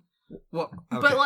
But like it is done in the most awkward sense where, like, at least a lot of high schoolers will, like, either mess up, so then it's funny, or they'll put a spin on it where they're trying to be, like, funny and creative. Not these people. These people have read, like, a pickup line somewhere, and that's their one line. And it's not even a good one. No, not at all. Well, and speaking of that, and I didn't pick up when I was watching this and even rewatching it for the first time, that it was her chest was out in the water. Yes. The reason I picked it up is because the lisping man gets so obsessed with doing the breaststroke. He's like, yes. I swim all the time. And again, this is his one thing of trying to, like, make swimming his feature now. Yes. Again, he's picked, like, the literally only other stroke that he knows. Well, maybe. But it's also kind of like, it's his focus, too, of, like, when he's faking it till he makes it now. Well, yeah. But it's just like, you're taking breast a little too much, my dude. Yeah, and also, like, that's not a sexy stroke. No. I'm sorry. No, you look like a fucking frog. You are a fucking frog when you're doing the breaststroke. Yeah, it's stupid. Yeah. It's efficient, but it's stupid. Uses the least amount of energy. Yes, you can go for a very long way as a frog. Yeah. But you're not going to pick up any chicks as a frog. Well... You gotta be real impressive. I know there was a group of My Hero Academia fans who would... I am aware where you're going, but as someone who worked at a pool for a really fucking long time, I can assure you that all of the young men trying to impress the ladies, that was not the stroke. No, they're trying to swim as fast as they can. The butterfly. Like, if you were a true swimmer, being able to do the butterfly for any length of time was like, oh my god, he's so impressive. He's a dolphin. Yeah, and then if you thought you were the funny person, you would pick, like, a stupid stroke. Yeah, you go up to the chick with the biggest tits and be like, I love the breaststroke. Yeah. Breaststroke's my favorite, which is exactly what the lisping man is doing. Yes. Yeah. It's bad. But this option's also this part's also important because David is now being slowly presented the actions he can take. David also feels like he's not trying very hard. No. David feels like he's letting all of this happen to him. Well, I think it works too because it really shows how hurt David is as a person. Yeah. Like maybe he thought him and his wife had something more. I mean, they were nearsighted together. But maybe there was something more to it. But That's also, true. Yeah. he's been in a relationship his whole life. He doesn't know how to act around single people. Kind of the opposite of me, where, like, I've been perpetually single my whole life. I don't know how to do that. Yes. Yeah. Yeah. But again, he's presented the options of the desperation. He can offer his services. Yeah. Or he can fake it, as what we've seen so far. I mean, it seems to be working for everyone else, maybe. Yep. And we find out that the lisping man is making the little sacrifices for happiness. Now he's a nosebleeder. Wow, how'd that happen? Smacked his face on the table until it bled a little bit. Which is interesting because it implies that they don't really care how the problem occurs. They just need that feature of, like, oh, we're a couple because we do X, Y, or Z. I love how, like, it translates to the stupidness of, like, couples in the real world that have, like, that one feature that they are like, we're the hiking couple. We hike together. Yeah. We're the swim couple. We swim together. In this world, we're the nosebleed couple. We nosebleed together. Yeah, well... Because, like... Well, you say that, but... Because, like, in the real world, it's, like, on the surface, we're the hiking couple, we hike together, is a good starting spot, right? Mm-hmm. But your entire lives cannot be based around the fact that you both like to hike. And that's exactly what this movie is. Exactly. Is that... But it's dumbed down to the point where no matter how you shake it, it's stupid. Exactly. And I love it. Yep. But the nosebleed couple are a couple now, which... Good for them. I'm glad for their happiness. So here's the thing. I know the hotel is keeping track of all their shit. Oh, yeah, 100%. They don't give a shit if people are faking it, just as long as they get out there. Yeah, they want you to get together and leave. They even later on, like, say, like, hey, if it suddenly doesn't work out, you let us know. We'll help out. With children. Yeah, that usually fixes the problem, is what they say. That is wild. And, but I love that as a joke, though, because I do too. Because it's not even like hey, they don't even say, like, hey, we'll help you get pregnant. They're like, we'll just hand you children. It's that Blink-182 song, Stay Together for the Kids. Yeah, but, like, they don't even, like, you could easily reinterpret that line as, like, these aren't necessarily, like, their biological children. They're just gonna be handed a baby. A random-ass baby. Same place they find the wolves and the flamingo. I have a baby. Here you go. I have a feeling this world has a disproportionate amount of orphans. Probably. Maybe? I don't know. Do babies get turned into animals? No, I have a feeling it's once you hit adulthood, if you don't have someone, then... Boy, being 20 in this world's gotta suck dick. Probably being anywhere after 18 is gonna suck. I'd like to... Yeah, like, pretty much from 13 to, like, 40 is just gonna suck. Yeah. Maybe to death, depending on, like, who you are and where your life goals are. 18 on, just a shit show. Yeah, pretty much. Or always on edge. Yes. That's how you keep the society going. Make sure they're afraid. Yeah. Yeah. I mean, again, they don't tell us any more about this terrible dystopian world, so maybe. Nope. But now we cut to 7 days till the transformation. Where David tries desperation. He tries getting the nosebleed girl's friend he's like, you have nice hair. What do you think about my hair? She's like, it's dry. It's not good. I love how neurodivergently blunt everyone is in this movie. Yes. No one, like, at no point does anyone take these, like, starter conversation questions in, like, the way that a typical romance movie would, where, like, they go off on the whole tangent of, I can help you with your hair, or, oh, well, you know, it's fine, but you could do, like, no, there's no and. There's no and but. There's just, no, your hair sucks. Yeah. It's so blunt. It's so straightforward. There leaves no room for, like, continued conversation. No. I love it. That's how I wish all of my communications in life were. Cool. It's very much like the grandmother, that's nice, honey. Yes. Yeah. Yeah. Which also, by the way, her name is Nosebleed Girl's best friend. She doesn't even get a defining feature. It's not even her hair. It's just... Yeah, she doesn't have... She's just the friend of that one chick. Yep. Yeah, I love it.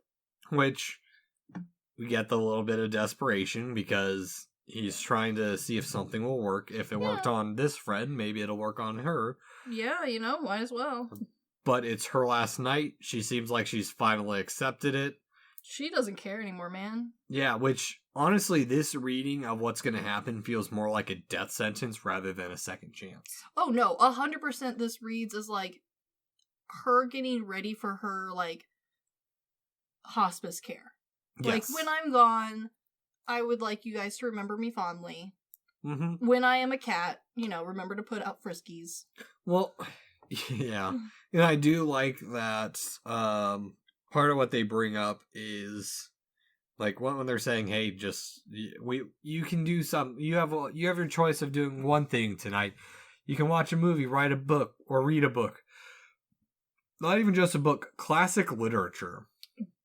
Yeah, and the way that all of this is, like, presented isn't in like the Make-A-Wish Foundation sort of like fantasy of like, oh, we're so sorry it's your last day. Here's, would you like to meet a football player or something? Like, none of that happens. It's just like, oh, it's your last night. Would you like to maybe watch some opera? Yeah.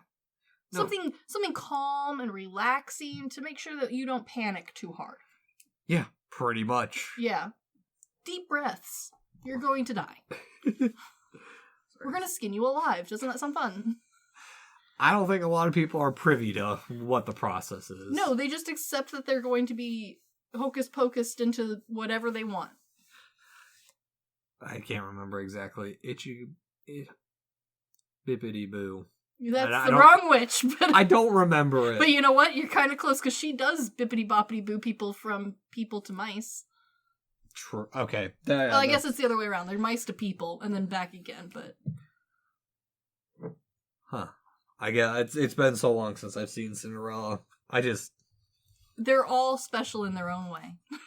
On every version of Cinderella. Maybe we'll get to them one day. I'm gonna specifically have you watch like one of the real old ones, not even the Disney one, like the real old one. Oh, that seems more up my alley. It's god awful. It makes the Disney one look like magic. Well, according to Disney, it is magic. It made them a lot of money, so yeah.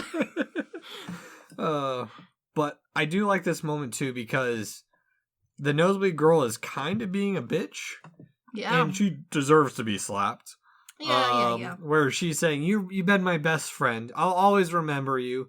Even when I go back to the city with my new love interest.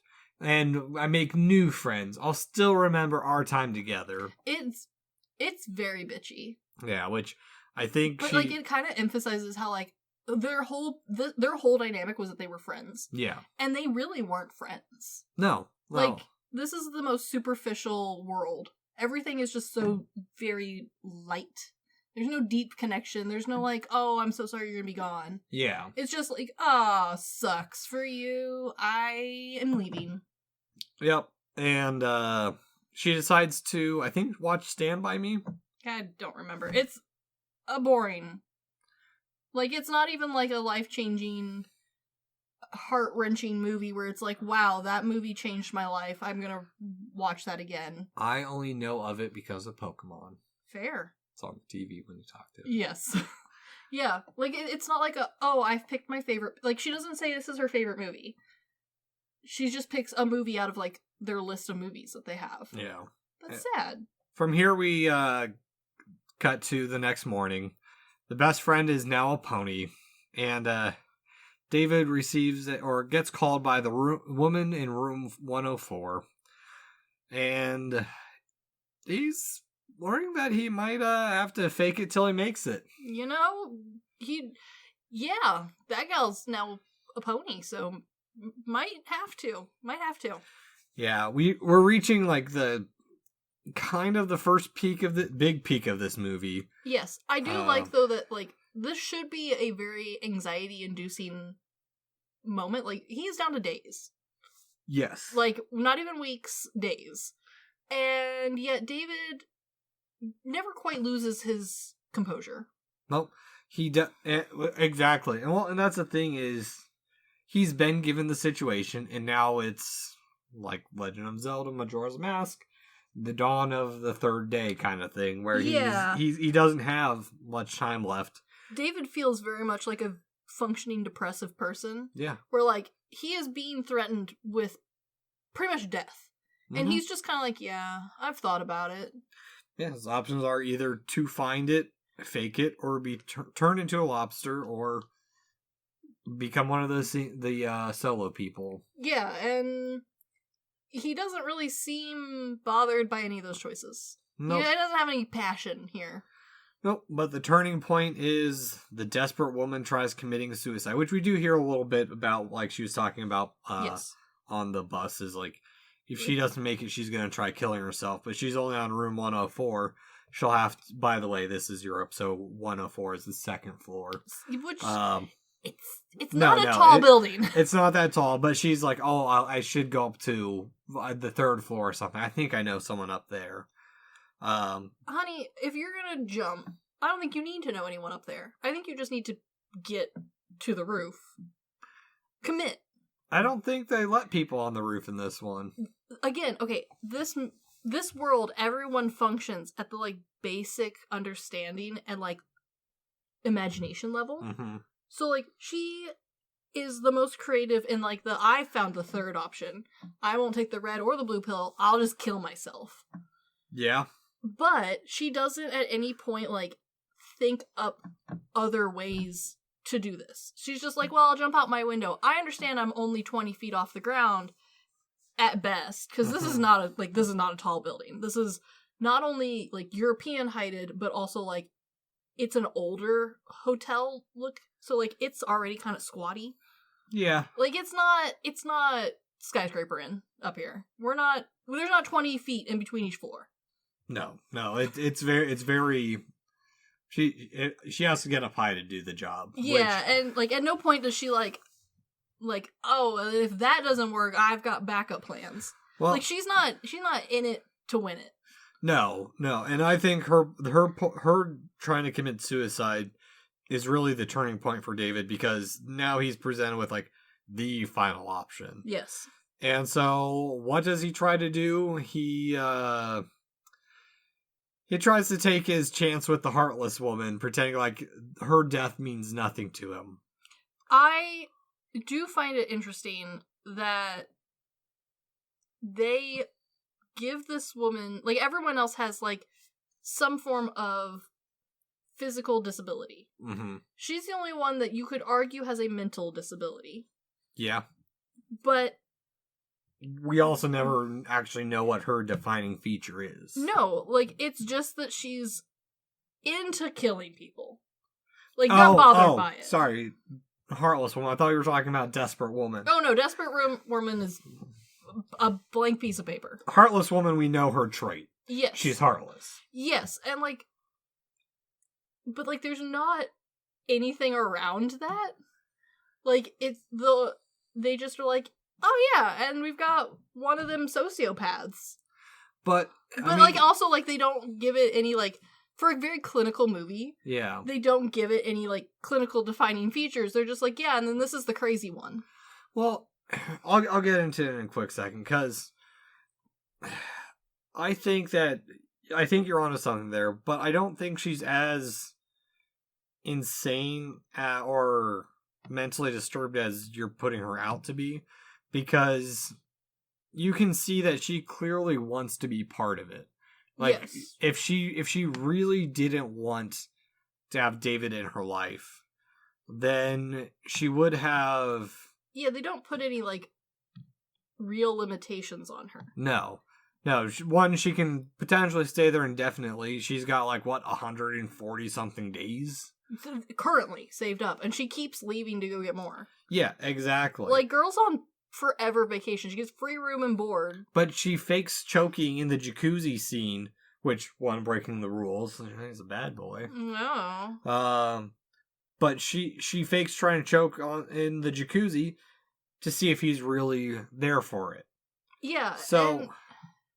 But at the same time, like, for someone who's supposed to be heartless, she spends a lot of effort hoping that she has found someone to be with. Mm-hmm.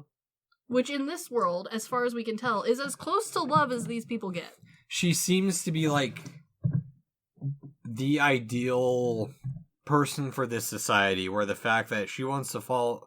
It seems like she wants to follow everything by the rules, mm-hmm. and that makes her good at what she does. And that makes her seem heartless in a way. If we're going that train of thought, she is the embodiment of the society. Yes. It's a cold, heartless society. Even though people want true emotion, she has to follow by the rules. Yeah. And we'll see that later as their relationship advances. Develops. But before we get into that, I do want to bring up that David, immediately after seeing the woman try to commit suicide, goes back up to her room. And David is a bleeding heart. He is a sweet guy and a soft guy. He didn't hate this woman, and he didn't want to see that happen to her, because he goes up and he plays the last message that she left. Yes. So he is a sentimental guy, and it's already showing that it's not going to work out with him and the Heartless Woman, because now it's couples time, and they really fast track to the sexy time of her doing the dry humping in place of the maid. Yeah, like they're trying real hard to match people up at this point. Yeah, I mean, human nature. I suppose so. We got a brief scene where they run into the limping man who now has a daughter. Hooray! Which I want to bring up. I think that I have a question. Is this where the nosebleed girl has learned the lie? Maybe. I want to think it is. Yeah. But they're both trying to fake it till they make it. Yeah, I would believe that. Yeah. But I do like this. I do like a lot of this scene, part 2. Mm-hmm. Not just because Heartless Woman is nicely endowed. Yeah, yeah. But she doesn't. It's definitely built up that she doesn't trust David, because every single time he's trying to get some type of companionship out of her, she is very cold and blunt. And I also like that that's the thing, is everyone has like defining features that they could bring up, but they get focused on one, because the one thing that David brings up is that he's a heavy sleeper and he'll sleep through the night. And just the continued building of him trying to get the affection he needs that she can't provide. Yes. Exactly. Yeah. But this part's short-lived, because in the morning, the Heartless Woman has admitted to killing Bob the dog, kicked him to death. He whimpered a little bit. Yeah, she kicked him to death. Which I like this moment, because it's one of those oh shit moments, because it feels like she's testing him at first. Yes. And then he looks down and there's blood on her foot. Yes. But again, it brings about this whole question of, how deep down the rabbit hole does she know stuff goes? I'm sure they've talked about, like, why do you have a dog? It's my brother. Is the dog really his brother, though? Like, this gal's been out here just catching people for a long... Like, she's been around long enough to potentially have figured out more about this world, and yet she keeps playing by the rules. Yeah, and instead of tranking the people, she hunts them down and beats them with the butt of her rifle. Yeah, which, depending on where... Like, again, there's a lot more that could be answered about her and the world in general, but we're focused on David, and David's a piece of white cracker. Yes. David is a saltine. And by that extension, everyone else in the world really is too. Like, yes, no, they are, but like the few people who could have characteristics are boring-fied down to match David, because David's our main character, and like supposedly who we're supposed to be looking at this world you through. Can't have someone more interesting than the main character, especially when the main character, like, his entire struggle with the world is that he thinks he's incredibly average and boring. And so, like, but it's not like, oh, everyone else is cool compared to me. It's like, David sees the world in, like, a monotone way. Almost in, like, a depressed way. Like, nothing has any zeal. No one has any zeal. Nothing could impress him or shock him anymore. Except this. Yeah. Pretty much. Like, and this is, like, an extreme act. Like, and, like, not to say the rest of this movie isn't an extreme act, but, like, that's how dull David's emotions have gotten, is like it took the supposed murder of his dog brother to like get him to have a reaction of any kind. Yep. And she pounces on that. Yeah. Very, very much so. Which I do wonder, because it doesn't really explain how long they've been in this room. No.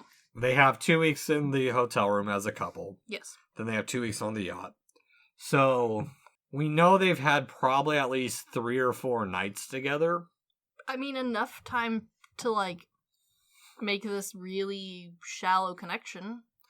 Yeah. Well, and she's also going to turn him in. She's not going to, like, take revenge on him. She's going to turn him into the establishment. She is such a rule follower.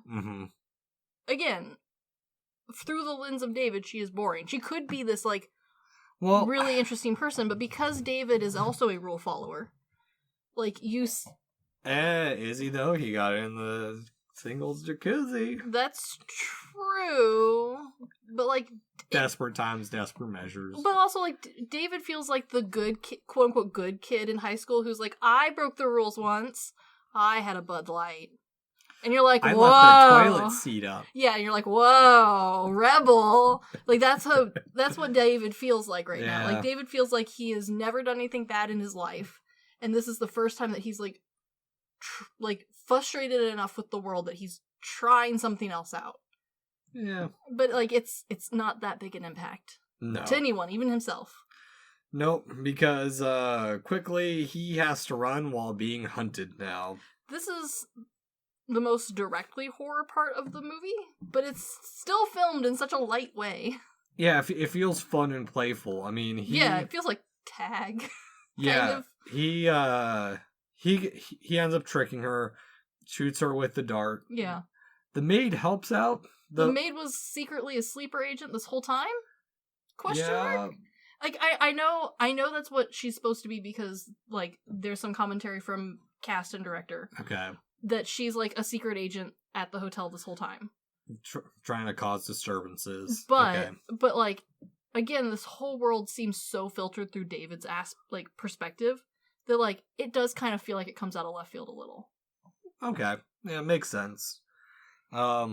One, I do think some of the shots are interesting when they're carrying the body away.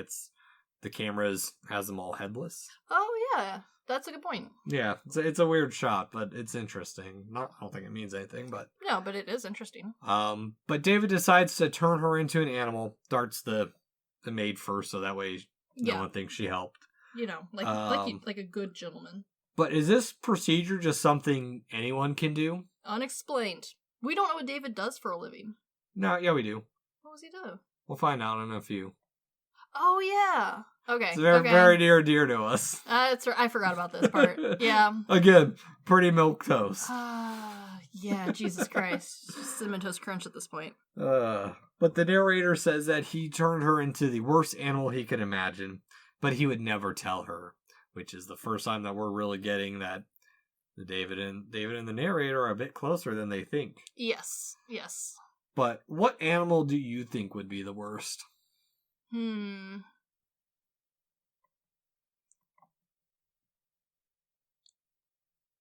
hate monkeys. Okay. Like with a burning passion. Like, I don't even like animated monkeys. Abu, no thank you. Refuse to look at him. I hate monkeys. So I would probably hate being a monkey. Like, with a burning passion. I could find joy in, like, a lot of other stupid animals. I don't think I could do a monkey. Well, would you turn your enemy into it? That's not what I guess I should have phrased that. What animal do you think he would be the worst thing to turn someone else into? Okay. So there's the, like, normal person answer, right? Of, like, a slug. Or something like that. But this is David. And David's choice, peak animal, is lobster. So, like, it's probably the opposite of a lobster, right? What's an opposite of a lobster? Something that doesn't live very long, cannot be solitary. It needs other people to live, or other creatures to live. So, like an ant. Yeah. I don't know. I think ant's a little too simple in my opinion, but also not out of the possibility. The man wanted to be a lobster. True. I was gravitating more towards like something like a jellyfish. Jellyfish would suck, but at the same time, they don't have a brain. So, like, would you know that it sucks? They also don't have, like, lungs to suffocate. Like, they would just die. Yeah, I think it probably would have to be something terrestrial. Gotta think on that a little bit now. Skunk? No, skunk. No, you could have fun as a skunk. You could have a lot of fun as a skunk. An extinct animal. You would be forever alone. True. I don't know. Just a thought. A panda bear. You're stuck eating one food for the rest of your freaking life. Which I learned, it's not even like the bamboo itself. They only eat the leaves. Yeah. Yeah. Watching them eat is fascinating. I hate pandas so much. I understand. I find them incredibly fascinating, but their existence is frustrating. Yes. But from here, David flees the hotel. He has no direction, but he eventually runs into the loners. Ba ba ba. No survival instincts at all whatsoever. No, David is useless. But we meet the loners, and the loner leader portrayed by Leah Sudot, which is a French name I probably butchered. Yep, that's okay. And she's the one, mainly when rewatching, I was trying to place where she's at, what I know her from. Mm-hmm. And so for those who were trying to do that as well, she's Madeline in Spectre and No Time to Die, as well as she's Fragile in Death Stranding. There you go. And to tie into our last episode, she is Simone from the French Dispatch, another Wes Anderson movie. So she's been in some stuff. Yeah. Yeah. And this is where we find out that they're in need of a doctor, but David is no doctor. No, David's not really helpful when it comes to living in the woods. Well, he could be. He's not essential, but he is an architect. I agree with you that he could be, but you also work in an architecture firm, and I would like you to look around the firm, and without picking the ones who actively do sports like hunting, do you really feel like our profession is meant for the outdoor world? The survivalist instincts. I have a whole book on survival shelters. Uh-huh. When was the last time you went outside? Today to go check my mail. Uh-huh. Yeah. I've had a busy day. Uh-huh. Yeah. My point proven. But regardless, he's brought in. And now we get even more rules. We thought the hotel had a lot of rules, but God, the loners have so many rules. They're going to be alone forever. You cannot find any couple. You can't find matches here. You're going to be... And it's not allowed. You're not allowed to have matches. You best be alone. Stay alone once you've chosen this life, which feels very much taking, what is it, the red pill or the blue pill? Yeah, it's very much like the extreme opposite of you have to have someone versus you can have nobody. Exactly. And we do learn some of the punishment. The punishment for them seems somewhat less severe, but also just as cruel. Yeah. Because we see a couple that got the red kiss for kissing, and which is slitting of their mouths. And we hear of the red intercourse that the narrator never saw, but she doesn't even want to think about. I mean, I understand. Yeah, she's very blasé at this point. Yeah. And next we get to see the loners running drills, and we finally are introduced to the narrator, short-sighted woman, portrayed by Rachel Weisz. Wow, literally the only other short-sighted woman in the world? Oh no. Whatever will they do? It feels like one of those stupid fated love stories. But we don't hear her name as the short-sighted woman just yet. That's true. But also, what is up with, like,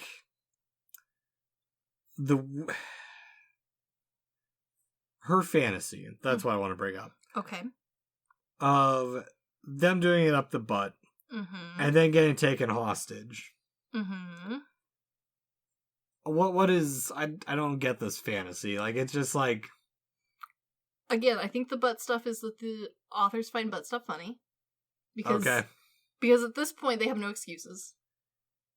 They have run out of characters who, like, that would be their legitimate fantasy.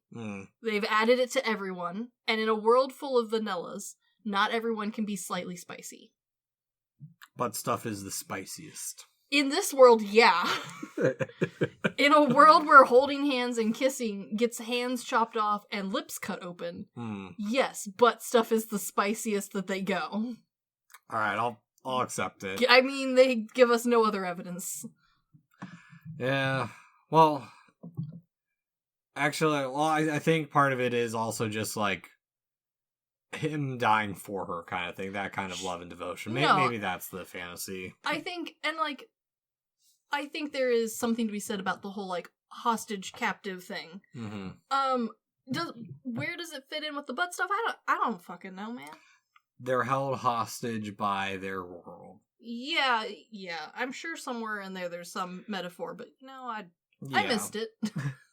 Well, we're quickly past that too because one of the loners got stuck in a trap, which I guess now they got to deal with bear traps now too.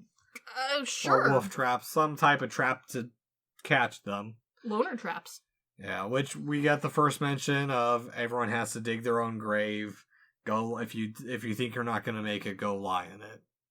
Very poetic. That it is very poetic. You're gonna live alone. You're gonna die alone. You're gonna dig your own grave, basically. Yes. Again, to the extreme. We are a society, but we are not a society. We don't know each other, but we do. Yes. We will go save you, but also you have to bury yourself. Yeah. Yeah, it's a lot of polars. A lot of polar opposites happening. Yeah. And we learned that the maid, should also mention, because she does have a little bit more of a role, is portrayed by Ariane Labed, who is Maria in Assassin's Creed. Yes. And who helped David earlier on, is helping out the loners, bring them medicine and supplies that she can. Yeah, she's sneaking stuff from the hotel. Sleeper agent style. Yeah. And kind of the way she interacts with the leader is it feels like it's kind of a forbidden romance. Oh, no, it totally feels like she is in love with the leader, but knows the rules and it can never be. Yeah, because she's mentioned she's married to a dentist she hates. Cool. Again, marriage is a trap for them. Yes, or a prison. There's no examples in this movie of actually happy couples. Yeah. All of the couples might be happy for a little tiny bit. Happiness is short-lived in this world. Yeah, but there's not anyone who's I'm on my 50th anniversary and I just love my spouse. No, they are, the hotel manager and her partner. We will get to them. We will. We will get to them, because that was a lie. I think up until that point, it wasn't a lie. They believe their own bullshit. That, and I think, much like a good salesman, you market your own product. And they are marketing the love and happiness of a long relationship. Yes. Yeah, I'll take that. But we cut to another hunt where David's now on the receiving end, where he runs into the stuttering man, who David's like, please spare me. And stuttering man's like, this is my last day, man. I like how David's like, well, but you were my best friend, and stuttering man's like, I highly doubt that. I don't know. You hung out with the other dude a little bit more. Yeah, it's not even I had a connection with you. It's mathematically, are we best friends? Did we spend the most time together? Yeah. Well, yeah, and I think it's showing too that I think David just kind of tolerated him because he was there, because when they're getting their updates, he's like, how's the other guy? Oh, he's on a yacht. He'll be out in a week. Yeah, they don't actually care for each other. They're just near each other. Oh yeah, because then he's immediately right to him. Who's gonna want a stuttering man? It'll be even worse as a parrot. Yeah, he's rude. They're all rude to each other. Which this part's also important because he does kind of try convincing him to come to the single side, where he's like, hey, I masturbate whenever I want, man. I know, we know you like to. I see your hand mark, your nice grill marks. I mean, that is tempting, but boy, both cults feel bad. Oh, yeah. Both cults are not a win. Yeah. But David is saved by the short-sighted woman who stabs the stuttering man in the fucking leg. Go get him. We needed something to move this along. But it's also showing that the loners can't be in debt to anyone, because he's this is true. You've saved me, how do I repay you? She's like, bring me rabbits. Which I guess is a loner equivalent of taking you out to dinner. I guess. But again, adds the question, are these people rabbits or rabbits? I was thinking the exact same thing. It is not made clear. Soylent Green is people! I would rather eat Soylent Green. I still haven't seen that movie. You would love it. I know I would. You would love it. It's on my list. But David takes the loot and runs. I got ahead of myself earlier. This is where the maid and the loner leader meet. Yes. Which we get a peacock in the background. Why not? Why not? Yep. David catches a rabbit. Also, we get a little narration of the short-sighted woman saying her favorite way to cook a rabbit, which sounds delicious. Yeah, I mean, not wrong. Yeah. And we keep bringing it up that, and I think it's a way to keep showing that David is still searching, whereas like everyone else seems to be fine in their lonership. Yeah. We get little cuts of him still trying to like rub his back with ointment. Yes. Yeah. Yeah. So showing he does need someone. Yeah, it's not even like a one. He needs someone. Yes. People were not meant to be this alone. And he can't ask anyone else because that, again, would mean he'd have to get someone else another rabbit. Yes. Yeah. Against the rules. Yep. But it's time for them to walk into the city as couple. They gotta go undercover. As couples. Yeah. The classic. Yes. Which this city is super modern. The city seems nice. We get to see them enjoy the pleasantries of civilization. Yeah. We get to see a little bit more of the dystopic world where police officers are asking for papers, specifically marriage certificates. Yes, which, you know, it's goofy, but, like, it works in this world, so I don't care. Yeah, and, like, the one woman that we see that they're questioning, and she's like, my husband's been away on a business trip. We haven't had a chance to renew our papers. Yes. Which, again, shows that the city is a dangerous place. Mm-hmm, mm-hmm. And even though that we learned that, we know that the narrator is called Short-Sighted Woman, David now learns that she is also short-sighted. And David, being the brilliant deductive man that he is, goes, we should be together. Yes, which we gotta stop at the loner leader's parents' place, and they're very vague about their lives, and nothing of interest. Like everyone else in this movie. Other than being a couple in the world. Woohoo! And yeah, no, that's exactly. That's the point, is like, none of their lives are interesting. It's just exchanging generic pleasantries the entire time. Yes. No one does anything. Yeah. But I also enjoy the subtle confession and awkwardness between David and the short-sighted woman at this place of like, yes, I love my wife very much. And even if we didn't have 8 children, a lot of kids, I would still love her all the same. That's wonderful. Great confession for you. I love it. But it's back into the woods, and the two are trying so hard to make the eye thing their defining feature. Man, boy, they really want to be together. Yeah. And now they just gotta figure out how to tell each other they both have eye problems. Yeah. That's the one thing holding them apart. Well, and also it's time to harass the couples. Oh, great. My favorite occupation. I mean, why not? You don't got anything else to do. If you're caught, whatever. Why not go screw up someone else's life? Oh, no. I say that with full sincerity. As someone who spends their... Like, my Brian and I's favorite game is to go on dates with Brian and I. Yeah. And we sit around and then mock other couples. Like, we guess we guess what they're talking about. Or, like, the last date we went on, we were sat at a coffee shop and we eavesdropped on this couple who were next to us on their first date. And we judged the ever-loving hell out of the man. We didn't get a chance to judge the woman because she didn't get to say anything for the 45 minutes they were on this date. Maybe she was mute? Oh, no, she was not. She said a grand total of 5 sentences. To be fair, I do like people watching, but the way you described it just for some reason made me think of Fat Bastard. Yeah. In the hallway of like, you smell other people's cooking. And you're like, what are they making? That plus crap. Yeah, no, if you've seen the movie Date Night, the one where they, like, at the beginning where they, like, mock other couples on their date, that's the game we play. Beautiful. I would never hunt other couples. Let me be very specific about that. I would never hunt other couples because I don't live in this dystopian world. Well, you wouldn't be allowed to hunt couples. You'd hunt single people. It's not as much fun though. Cause boy, like mocking. But isn't man just the most dangerous game? He is. That is a proven scientific fact that he is. However, roasting a single person at the coffee shop is not nearly as fun as roasting It just makes a you couple. feel bad for them. Yeah, whereas roasting a couple, for some reason, is okay. I don't know. It's a terrible thing. We should probably stop.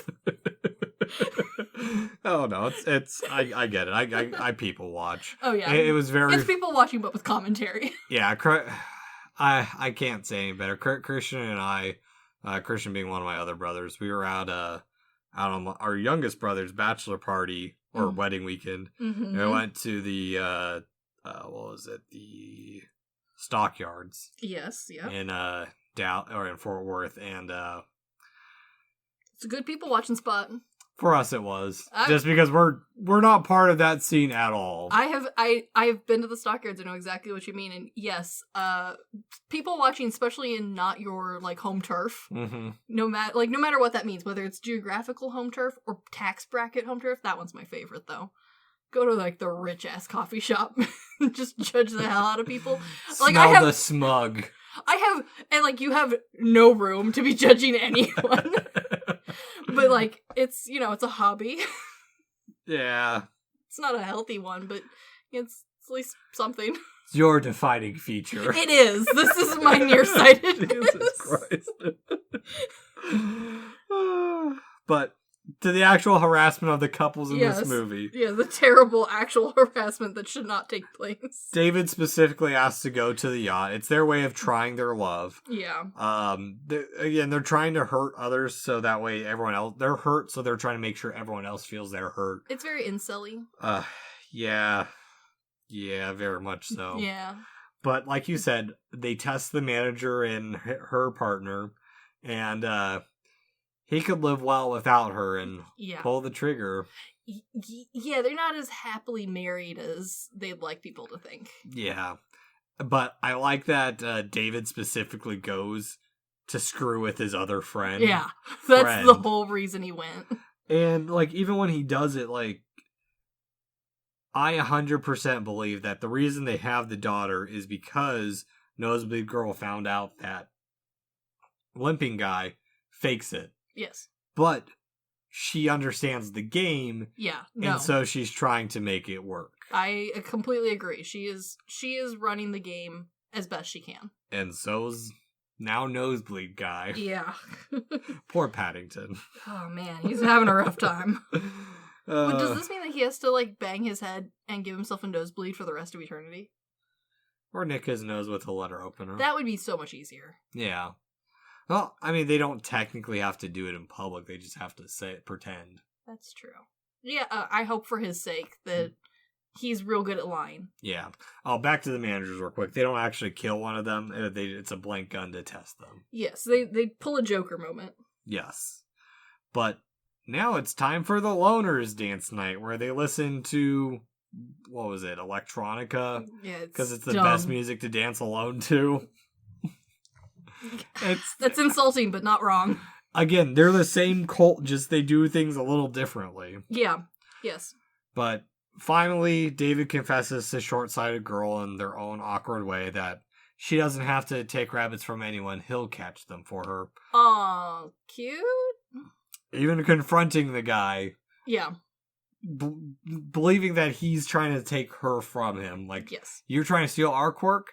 You can't have our quirk, it's our quirk. Yeah, no, yeah.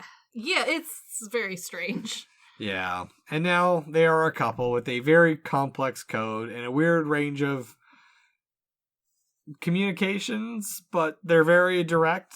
Again, they could be a very interesting two people, but they're not. No, they're so secretive and obvious, like, because that's okay. It is the most open secret. Well, and here's how it shows that it's such a high school level relationship thing. Yes. Is their first two communications were first three were in danger. Mm-hmm. I love you more than anything in the world. Adorable. Let's go fuck behind that tree. Like any good high school text chain. Yes. Yeah. That's all they do. Yes. That's all they use it for. Granted, we find out later that it's much more complex, but Still, we've invented a secret code, and this is how we use it. Yep. And it's quickly short-lived because they're back to the city where they're making out very openly, like, again, teenager love. in front of Loner Woman's parents. Rude. But also, who set the loner rules, though? No idea. Is it just something that's, like, passed down through tradition of, like, you're the leader of the loners? Or, this is the Council of Loners. We bestow these rules upon you. I have no idea. There's a very small handful of people, most of whom are in the background, to be honest with you, who, like, maybe are diehard into this sort of lifestyle, but, like, nobody seems super into it. Yeah. Like, even the people who are, like, even the cult leader, or I shouldn't say cult leader, because that's not technically correct. Technically, it's correct, I'd say. Okay, well, I'll take it. Okay, well, the cult leader, like, even it is implied that, like, even she isn't, like, this is the only thing I will never ever stray from this path. Because they kind of set it up as, like, well, she won't, but, like, she is kind of sort of interested. Here's the thing, okay. She's already set, like, she won't go back on her word, but, like, she does kind of regret it. Yeah, she's kind of like the heartless woman in that regard, too, of why she's sticking to the rules even though she doesn't like the rules. Exactly. But after this confrontation, which I think it's funny because the loner leader is like, you're being very disrespectful to my parents, and the parents are like, no, go ahead. You're a couple. That's what couples do. And in this world, it's like, yeah, you just gotta accept it. It makes me think of the orgy in A Brave New World a little bit. Where it's just like, it just happens. It just is, yeah. Exactly. Yeah, you just, as an audience, you gotta accept it. And the rest of the world does too. Yep. But it's back to the forest with a flamingo in the background. Stupid flamingo. Where we hear the two plan to leave and return to society, but oh no, this is being read through a notebook that they found. Oh my god. Again, high school level sneakiness. Yeah. As sneaky as the camel in the background. Oh, yeah. The camel might be sneakier, actually. I'm just realizing they missed a golden opportunity. Okay. They could have put an elephant. That would have been hilarious. That would have been hilarious. But I'm okay with the camel. It's awkward and weird enough. It's also unexpected, yeah. Yeah. But Loner Leader takes David to dig his own grave, which is a rather suspenseful and rather cruel scene. Yeah. Because not only is she making him dig it, she's also burying him at it on top of that. Yes. I do appreciate that, like, the punishments in this world are not fake punishment. Like, they're not like, oh, the idea is there, but, like, we have no proof that anyone ever, like, people are following through on their threats. Good on them. Yeah. No, it's properly spooky for, like, and, like, it changes it from, like, a wow, this is kind of whatever to a oh, the stakes are pretty high. This could end in a horror ending. It could, yes. Yeah. I like that tension. And it kind of does too. But we'll get there. Yeah. We'll get there very shortly because this movie picks up real quick. For something that was paced really steadily, it's the end kind of like goes whoosh real fast. Yeah, because we cut to a clinic where the short-sighted woman is supposed to be there to have her eyes fixed. Because she doesn't have glasses this whole time. This part does confuse me a little bit. I get the cruelty of, hey, we're gonna go get your eyes fixed. Aren't you excited? Surprise, you're blind. Yeah. I get the cruelty in that, but would it also not have been cruel to fix her eyes? That's exactly what I was thinking. Because, like, his eyes, like, not everyone can get their eyes fixed. It would have taken away their commonality, but here's the thing. It's because it is specifically cruel. Because I think it's poetic and she's trying to see if love is truly blind. I like the poetry there. I also think that a lot of these punishments put emphasis on if this punishment goes through, you will need assistance in some way. Mm-hmm. So, like, you now have one hand gone. In theory, in this world, you need help doing stuff. Yeah. Now you're blind. In theory, in this world, you need help doing stuff now. Exactly. So, like, I get it, I see it, but also, like, the movie does not really explore, like, why they chose blinding, other than just, like...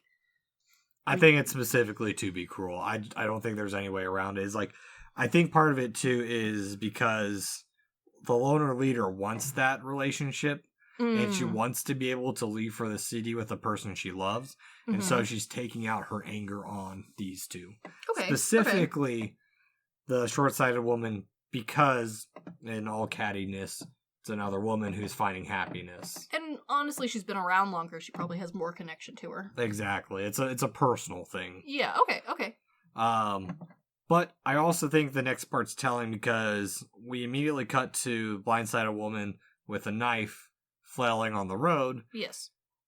And I think what's really telling is her saying you could have blinded him. True. Again, shallow feelings and shallow connections. Because, like, she wasn't necessarily unhappy living out there in the woods. He was. Yeah. But, like, yeah, this is the crueler option. Yeah. Because then again, if they did blind him, then they both would have had that another commonality again. Yeah, that's true. But I think it's even more cruel because she's still letting them leave and try and continue on their relationship. The cruelty is not necessarily in the blinding. It's a little stupid game she's playing with them to see. Like, she feels like that. She feels like in like a horror movie, the mad scientist who's letting an experiment go just to see how it turns out. Yeah, where like it should have ended, but like what will happen? Yeah. Yeah, I get it. I see. But David really did get off light, I will say that. Oh, yeah. But now it's on to meeting point 2, where she tries to hide that she's blind, but doesn't do it very well. She does a terrible job. Mistakes a flashlight for a rabbit. And David is visibly upset because now their superficial commonalities lost. And kudos to him, he's still trying. They're playing games of random questions to find another commonality of like, do you like blueberries? Do you like strawberries? He's trying desperately to find that commonality. Yeah, and like this is the most effort he's put into trying with anyone yet, which is really telling. Yeah, he wants it to work. But there is a point because quickly he seems to be tired of. They're also playing a game of touch stuff, and guess what it is? Yes.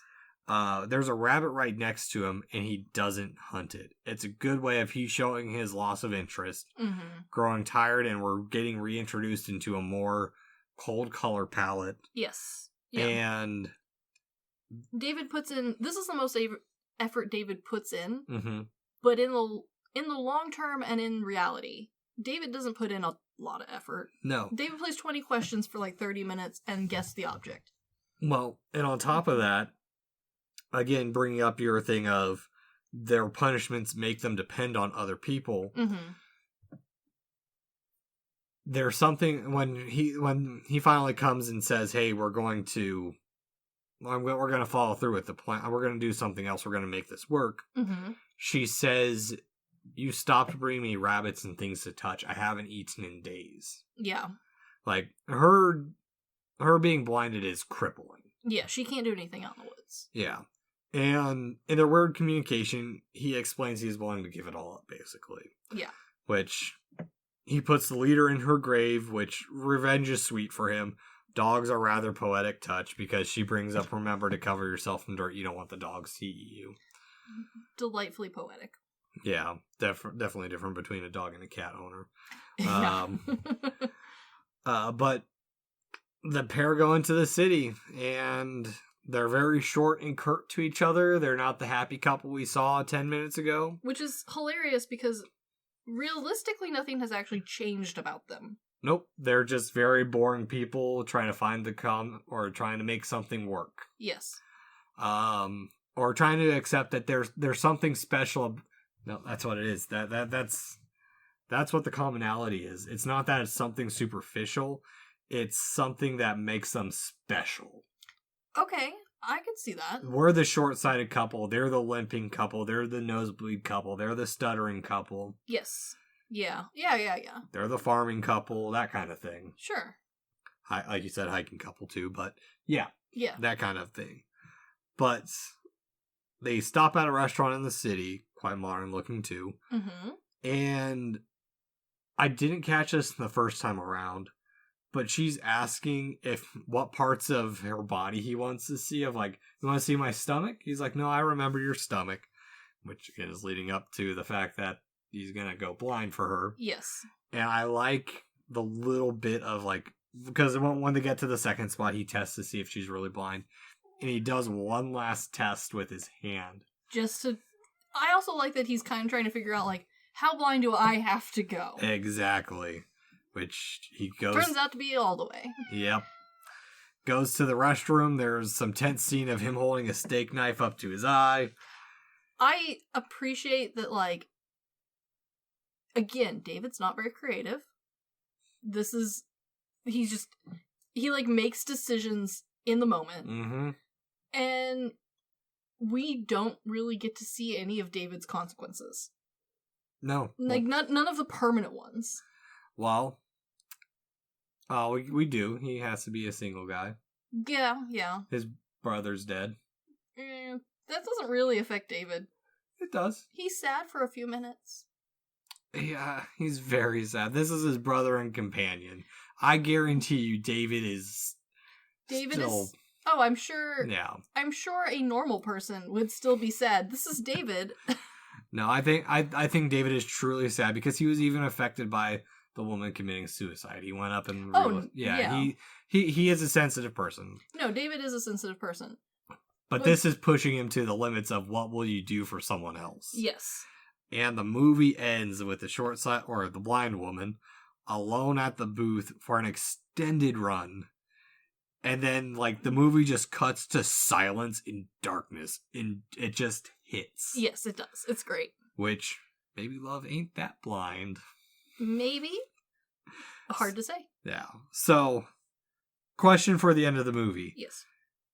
Do you think he returns? Do you think he blinded himself? I do think David blinded himself. Because while I love the open-ended question, David, over the course of this movie, over and over again, proves that he will let his own actions happen to himself. Mm-hmm. And once he has very lightly decided on something, he follows through with it regardless of the consequence. Yeah. Like, I am running away from the hotel now? Okay, guess I'm living in the woods with these weirdos. Like, David doesn't really have any agency in his own life. So when David decides, kind of almost on a whim, that it is now time to be blind for this gal that he kind of sort of likes, I think David would do it. So when I first saw this movie, I thought he left her behind. I do like the tension that it puts there. I love the idea that it is either way. It's better than the fucking top. Yes, I agree. Completely agree. I'm very much on the fence. I think it's one of those ones where it depends on what I'm in the mood for. Sure. Or what I'm in the mood and where I'm at mentally. Because I do want him to return. But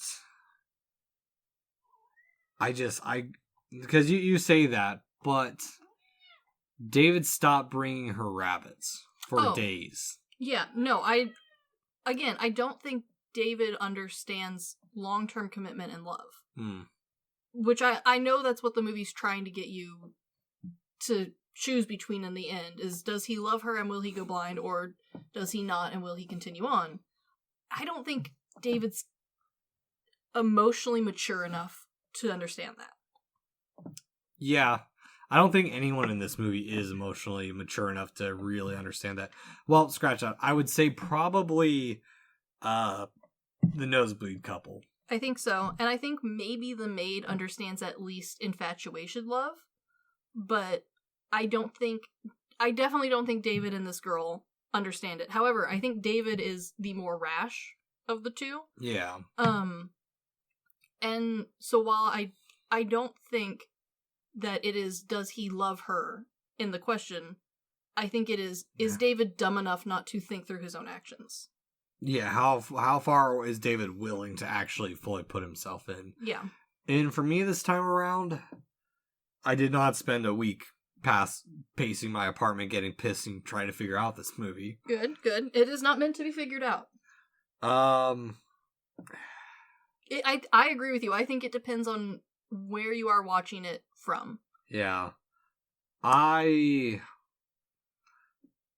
I'm going to leave it on a wishy-washy answer for myself. Okay.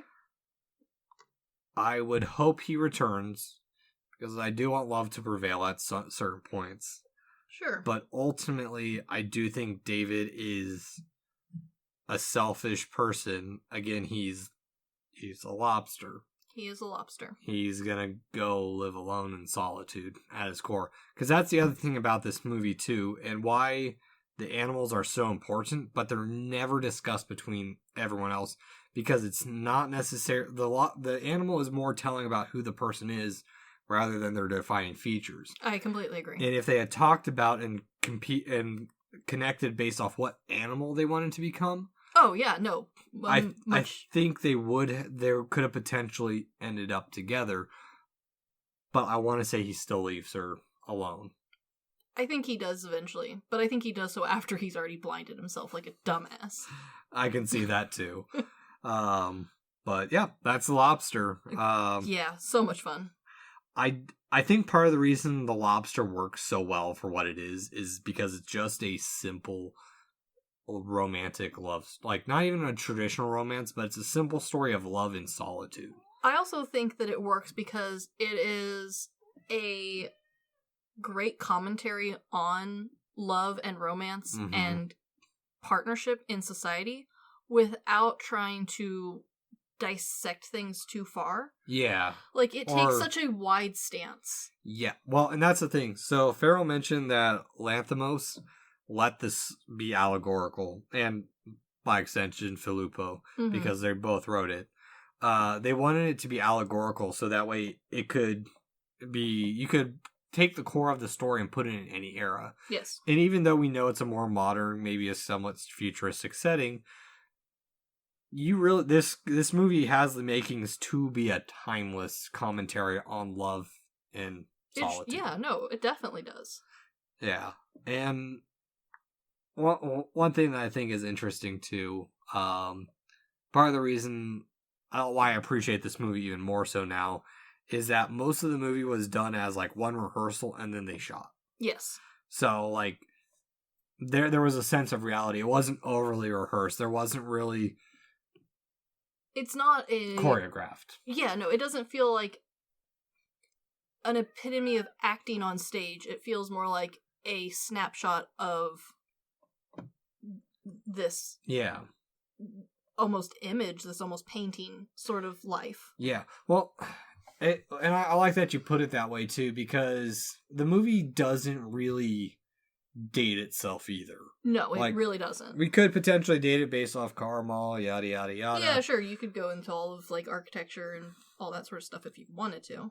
But it doesn't date itself in the fact that it doesn't include any like real technology like cell phones or anything. It keeps away from like slang or like no, you're right. It manages to just kind of exist. Yeah, uses common language, just doesn't.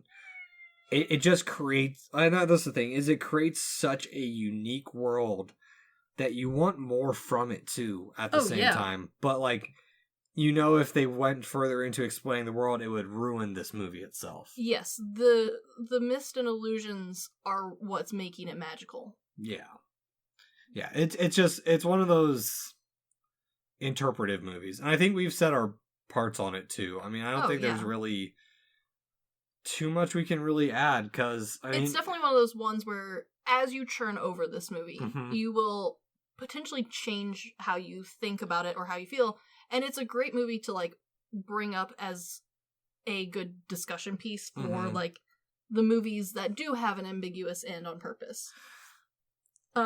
Especially because I think this one has a more interesting narrative than like Inception does. Yes. Because this one has a great commentary on life where it is interesting to talk about how, this is for a lot of people how you could put this over the narrative of the world preferences couples.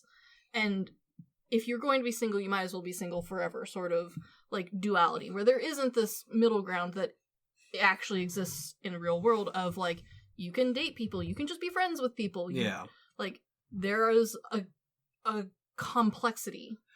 Yeah, and now that I'm thinking about it a bit more, I think the reason I like the ambiguousness of it, especially like why I want it to happen one way, but I think it'll happen the other way. Yes. Is, again, like we mentioned, it's where we're at in our lives or mentally, is one, being perpetually single. Sure.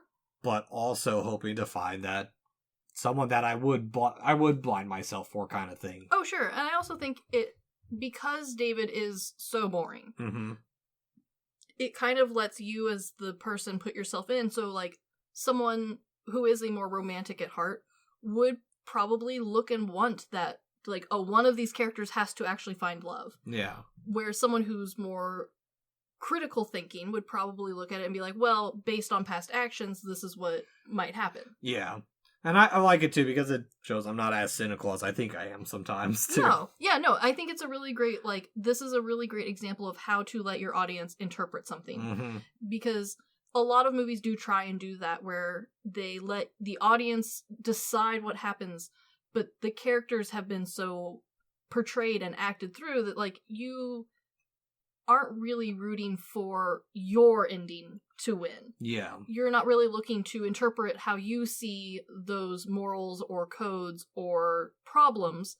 You're more trying to figure out the puzzle. Yeah. Whereas this one, yes, there is a puzzle aspect to it, but it's more of a, like, reflection on yourself. And not necessarily in a bad way, just in a retrospective sort of sense. Yeah. No. Definitely an interesting watch. And I still love this movie as much as I watched it for. I went and saw this with my dad in theaters, so this would be a good one to see in theaters, I think. So I guess, Chris, do you recommend this or I guess we'll go out of order. Do you recommend this movie? Oh my god, yes. I think this is a really great one too to watch with, like, a group and then have, like, discussion. You don't necessarily need to watch it together, but, like, finding others who have seen this movie too. Yes. This movie's a lot of fun to talk about, to walk through. It brings up a lot of good, like, opening questions for a group, like, what animal would you pick? What is your worst animal? Yeah. Like, do you think that, the maid eventually wins over and gets her love?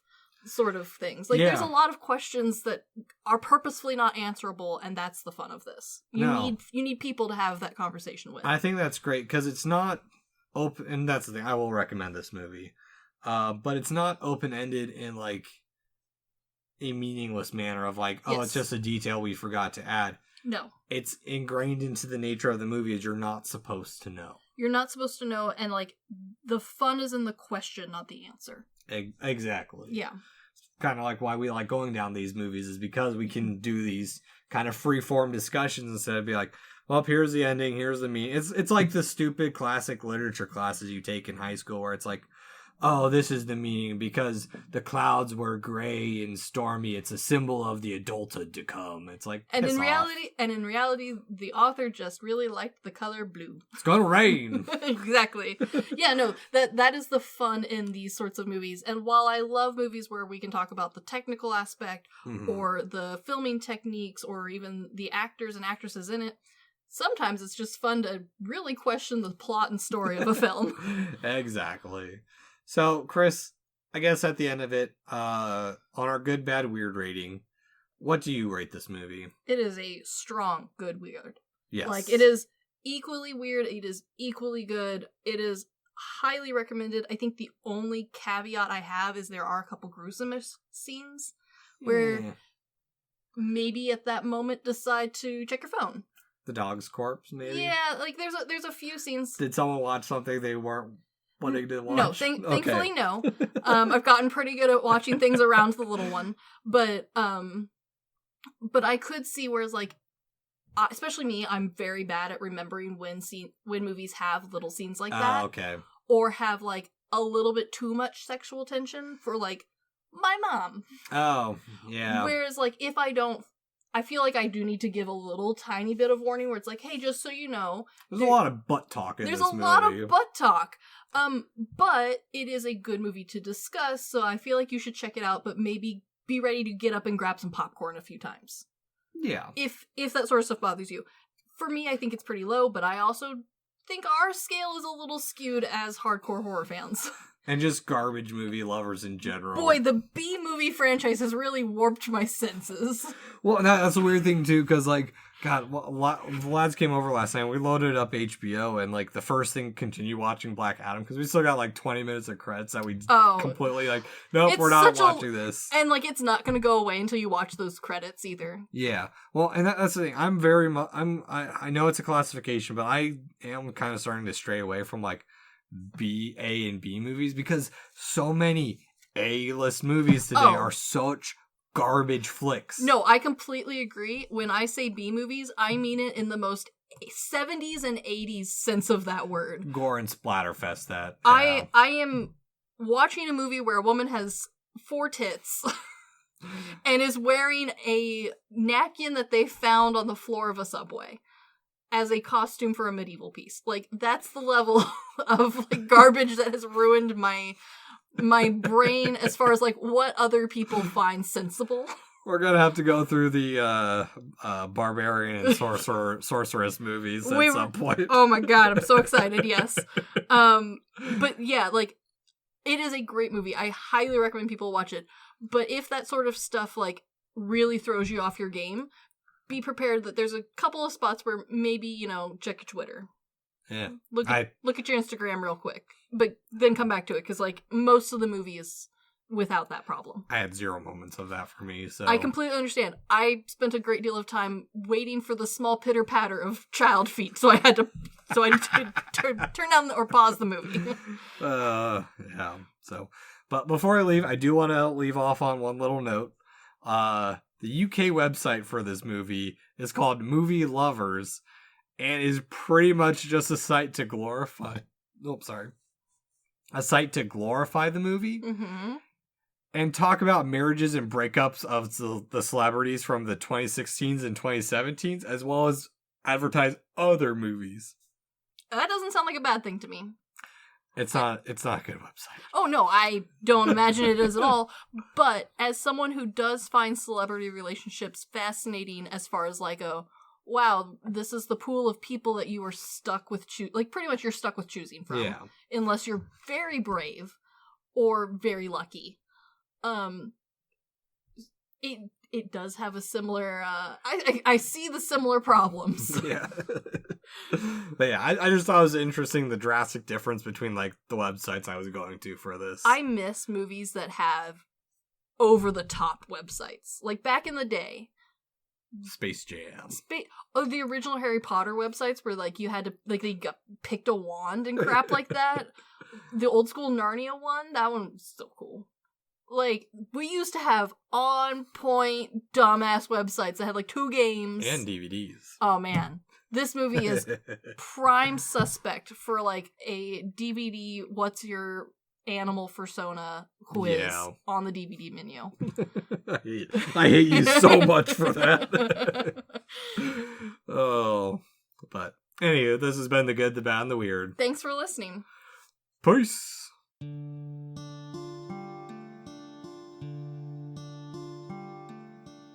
Thank you for stopping by this here town of The Good, the Bad, and the Weird. We appreciate your listenership, and if you want more of our takes in your life, feel free to check us out on social media at The Good, the Bad, and the Weird Podcast, or TGTBTW for short. As well, if we missed a fact, your favorite part of a movie, or just have a suggestion and want to reach out and say howdy, feel free to email us at tgtbtwpodcast@gmail.com. And feel free to join our Discord at The Good, the Bad, and the Weird Podcast, where we talk about movies, just share random banter here and there. And always, check out our podcasters, streamers, or any other content creator we shout out in our episodes. We really appreciate it. And as always, thank you for listening. Peace.